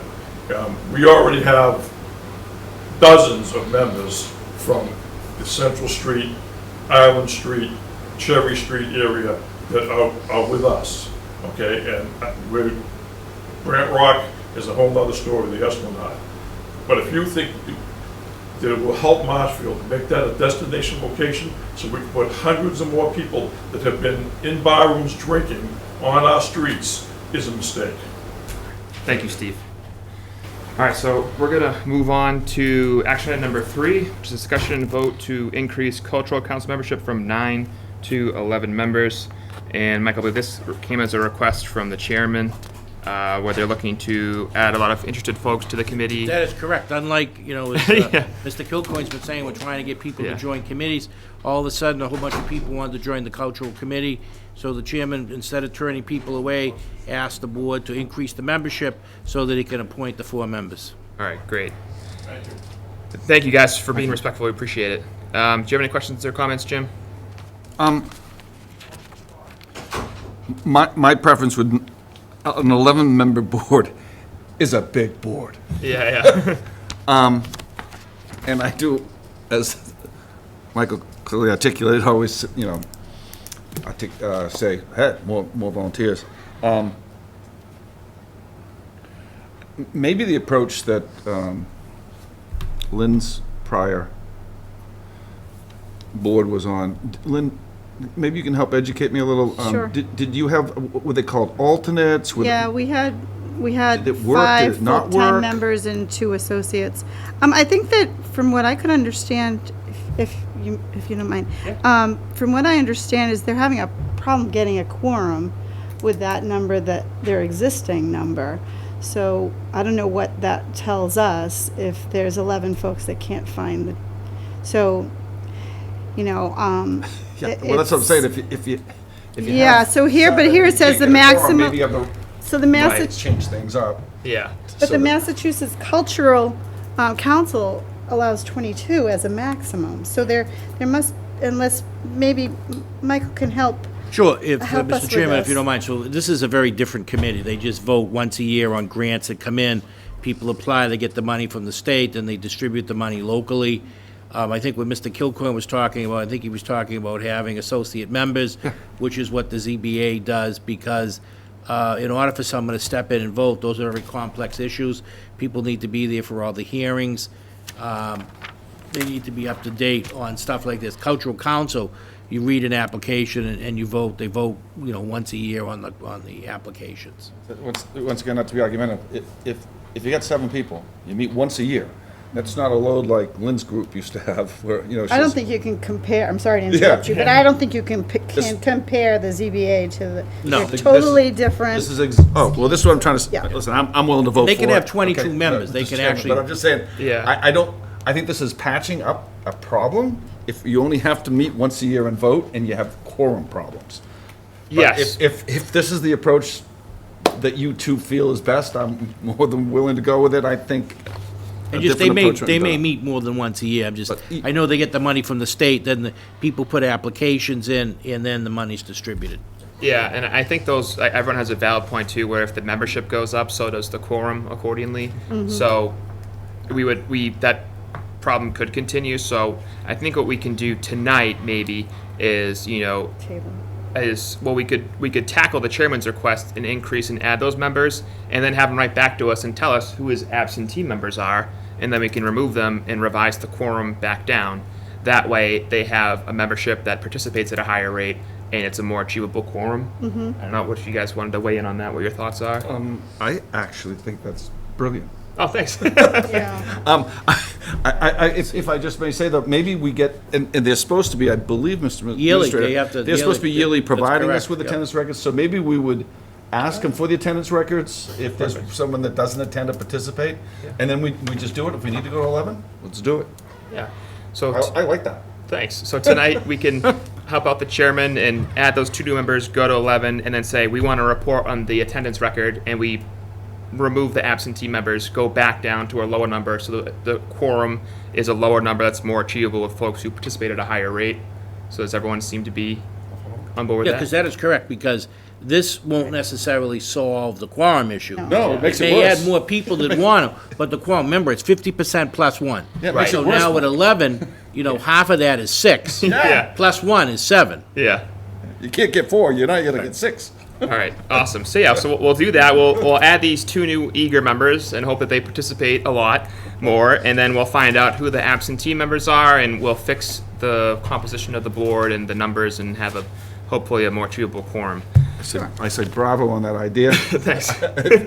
Is that a motion? I might reframe it so it's a little tighter, but that's okay. Because I'm ready to second that. All right, Keep thanks. us moving. So I'll take my foot out of my mouth and try that again. All right, so, oh man, now I'm buried in a mountain of paper. For 3. All right, here we go. A lot of paper tonight. Yeah, exactly. All right, so I'll go ahead and make a motion to approve the request by the Cultural Council to increase the committee's membership from 9 members to 11 members effective September 12th, 2022, and also request that the chair provide us with an attendance record of its current membership. Is there a second? Second. All's in favor? Aye. Aye. All right. Nicely done. Thanks. All right, number 4, a discussion and vote on the new appointments to the Cultural Council. So it looks like they're looking to appoint 4 individuals. Mary Miller, Andrea Miller, Diana Perry, and Ned Baines. Did you have any questions or comments on those suggestions, Jim? I do not. It looks fine to me. Awesome, and we love Ned very much. Yes, Ned's all over the place. Do you have any questions or comments, Lynn? No, I do not. Awesome. So I'll go ahead and make a motion to approve the appointment of the following 4 individuals to the Cultural Council: Mary Miller, Andrea Miller, Diana Perry, and Ned Baines. Is there a second? Second. All those in favor? Aye. Aye. Number 5 is a discussion and vote on new appointments to the Recreation Commission. This would be for Mary Whidden. Do you have any questions or comments, Jim? No, resume looks great. Any questions or comments, Lynn? No. All right, go ahead and make a motion to approve the appointment of Mary Whidden to the Recreation Commission. Second. All those in favor? Aye. Aye. All right, this is kind of a typical thing. We don't charge ourselves for a permit fee, so this is for the electrical permits for the generator at the Ventures Memorial Library. Do you have any questions or comments, Jim? No, thank you. Any questions or No. comments, Lynn? All right, I'll make a motion to approve the request of the building department to waive the electrical permit fee for the installation of a generator at the Ventures Library. Is there a second? Second. All those in favor? Aye. Aye. Aye. All right, and this is discussion and vote on a request for permission to occupy a temporary mobile trailer home at 1159 Union Street. Michael, could you give us the background on that Sure. one? As folks know, there was a fire a week or so ago. This is sad, huh? It was very sad. There was a fire there. Now, they had a fire previously because the reason one of the trailers did catch on fire. They had a trailer because they were finishing up the house caught on from fire. being repaired from a fire that happened almost 2 years ago now. So the board's the only one that could approve having a mobile trailer on, and this helps them financially because they don't have to stay at a hotel. And what we're asking the board to approve is that they can have the trailer until the renovations are completed and the occupancy permit's been issued, and then they can move back into their house. Yeah, thank you, Michael. Any questions or I comments? can't imagine having your house burned down, living in a trailer for this amount of time, and Yeah. having the trailer burned down. Yeah. I mean, yes, I'm for this. Michael, could we donate a horseshoe to the new trailer? Yeah, so- Yes. Thanks. Any questions or comments, Lynn? No. All right, so I'll go ahead and make a motion to approve the request of the building commissioner / zoning enforcement officer to approve the extension of a mobile trailer home for 1159 Union Street until the renovations are completed and the occupancy permit has been issued. Is there a second? Second. All those in favor? Aye. Aye. All right, number 9 is a discussion and vote on an application for a temporary entertainment license for Flannel Jam. And something we tend to do every year. We haven't really had any issues. It's been a successful event. And with respect to Flannel Jam and Levitate, we definitely traffic mitigation is less of an issue than it is for the fair. So I don't really see any issues with this. Did you have any questions or comments, Jim? I don't. I love the fact the attendance now is projected up to be 3,500. Yeah, isn't that great? Yeah, it's really good, so, no. Awesome. Any questions or comments, Lynn? No. All right, go ahead and make a motion to approve a temporary entertainment license to Levitate Flannel Jam LLC / Dan Hassett for the Levitate Flannel Jam concert to be held at the Marshfield Fairgrounds located at 140 Main Street on October 8th, 2022 from 2 p.m. to 8 p.m. Parking on site pending the Board of Health approval. Is there a second? Second. All those in favor? Oh. Aye. And number 10 is a discussion vote on a temporary entertainment license for South Shore Buds. So recently we approved 2 licenses, and there are 5 applications in total. So this is just for the other 3 in April and July and October. Did you have any questions or comments, Jim? No, it's just a follow-up, no. Any questions or comments? Lynn? Yes, I actually would like to have a little bit of discussion in relation to this temporary entertainment license due to the fact that there is a permit on this piece of property, and the permit itself did not have the this particular type of use. And I'm seeing a pattern here. So I think I mentioned this a while back, and the last hearing we had, I thought, okay, well, it's their first year into this. I'm understanding where this is coming from, but I'm seeing a pattern here, and because the permit itself, I don't think was intended to have this use, I can't be in favor of it. So I'll just let that be known for the record. Yeah, absolutely. Okay? Thank All you, right, Lynn. thank you. So, okay, Did you have any? That's kind of, and I do apologize if I didn't catch and you stated that before. I know they've done it, not had issues, but you're stating that's different from saying it's a new use or not a It's a permitted different type use. of use for the property. So we could, my suggestion may be to table it and have a discussion at a later date, but. Well, this is for April 22nd. Right, it's. So if we tabled it, Mr. Chair, and they went and they could get the use approved, then they're good to go, or what were your thoughts? So because we've approved 3 already and there have been no incidents, I would be fine with approving these 3 for now and then revisiting the permit issue to clean it up if there are any issues. So that's how I feel. I mean, we approved it 3-0 for the other 2 permits. The first permit that we did was a 2-to-1 vote. So we've approved it twice already for 3 events without issue. So I would be happy to look into the permit issue and to see what we can address, but I would be happy tonight to just, be consistent and approve the 3 remaining permits that he submitted applications for. I don't like do-overs, and I don't like, when you give someone permits and then say, okay, I changed my mind. So maybe a way out, probably not be as good as your last one, is that I'll be saying that's maybe a good idea, but maybe could we condition it that they would go before planning prior to their next submittal to us? I believe it would be ZBA. ZBA, go before ZBA prior to the next meeting? Yeah, I think and then they got this, they got everything we said they could have. But I think Lynn brings up just something legitimate. Let's let it go through, Yeah. and then they're protected by permitting. Yeah, so for the next batch that you do, touch base with ZBA beforehand. I could do that. Okay, could I just ask Michael for his input as Sure. well? Yeah, absolutely. Do you have any input on this? I think what Lynn's trying to get to is, when they went before the ZBA and they were permitted, they weren't permitted for this type of activity, a solely different type of activity. So they have a site plan that's issued on that. I think that they would need to be required, and we could check with town council. He's not here right now, but I think he would support that they would need to go back to the ZBA and have their site plan altered. Which Okay. is what we're saying, right? Yeah. Yeah. Okay. All right. Site plan would need 3 of the. They'd have to do 5 whatever votes ZBA wants. For approval. Site plan is not as stringent as a special permit. Understood. Okay. Yep. All right. So I'll go ahead and make a motion to approve a temporary entertainment license for Ben Verga of Frozen 4 Corporation / South Shore Buds for April 22nd, 2023, July 22nd, 2023, and for October 14th, 2023, for community engagement events pending approval from the Board of Health, the Building Department, and the Marshfield Fire Department, and contingent upon future applications being submitted to the Zoning Board of Appeals for possible site plan modification and approval. Is there a second? I would second that. All those in favor? Aye. All right, great. And just our final action item is approving the meeting minutes for August 22nd, 2022, and September 1st, 2022. Do you have any questions or comments, Jim? I do not. Any I saw questions or, thanks, sorry. Any questions or comments, Lynn? No. Mr. Chairman, I might be getting older, but did we do 6, did we do the electrical permits for the generator for the library? Yes. We did that? Yes. Okay, cool. Okay. All right, thank No you. problem. I usually check them off, and I didn't see it checked off. I've been there too many times, so it's totally fair. No problem, thank you. Yeah, of course, thanks. All right, so I'll go ahead and make a motion to approve the minutes for August 22nd, 2022, and September 1st, 2022. Is there a second? Second.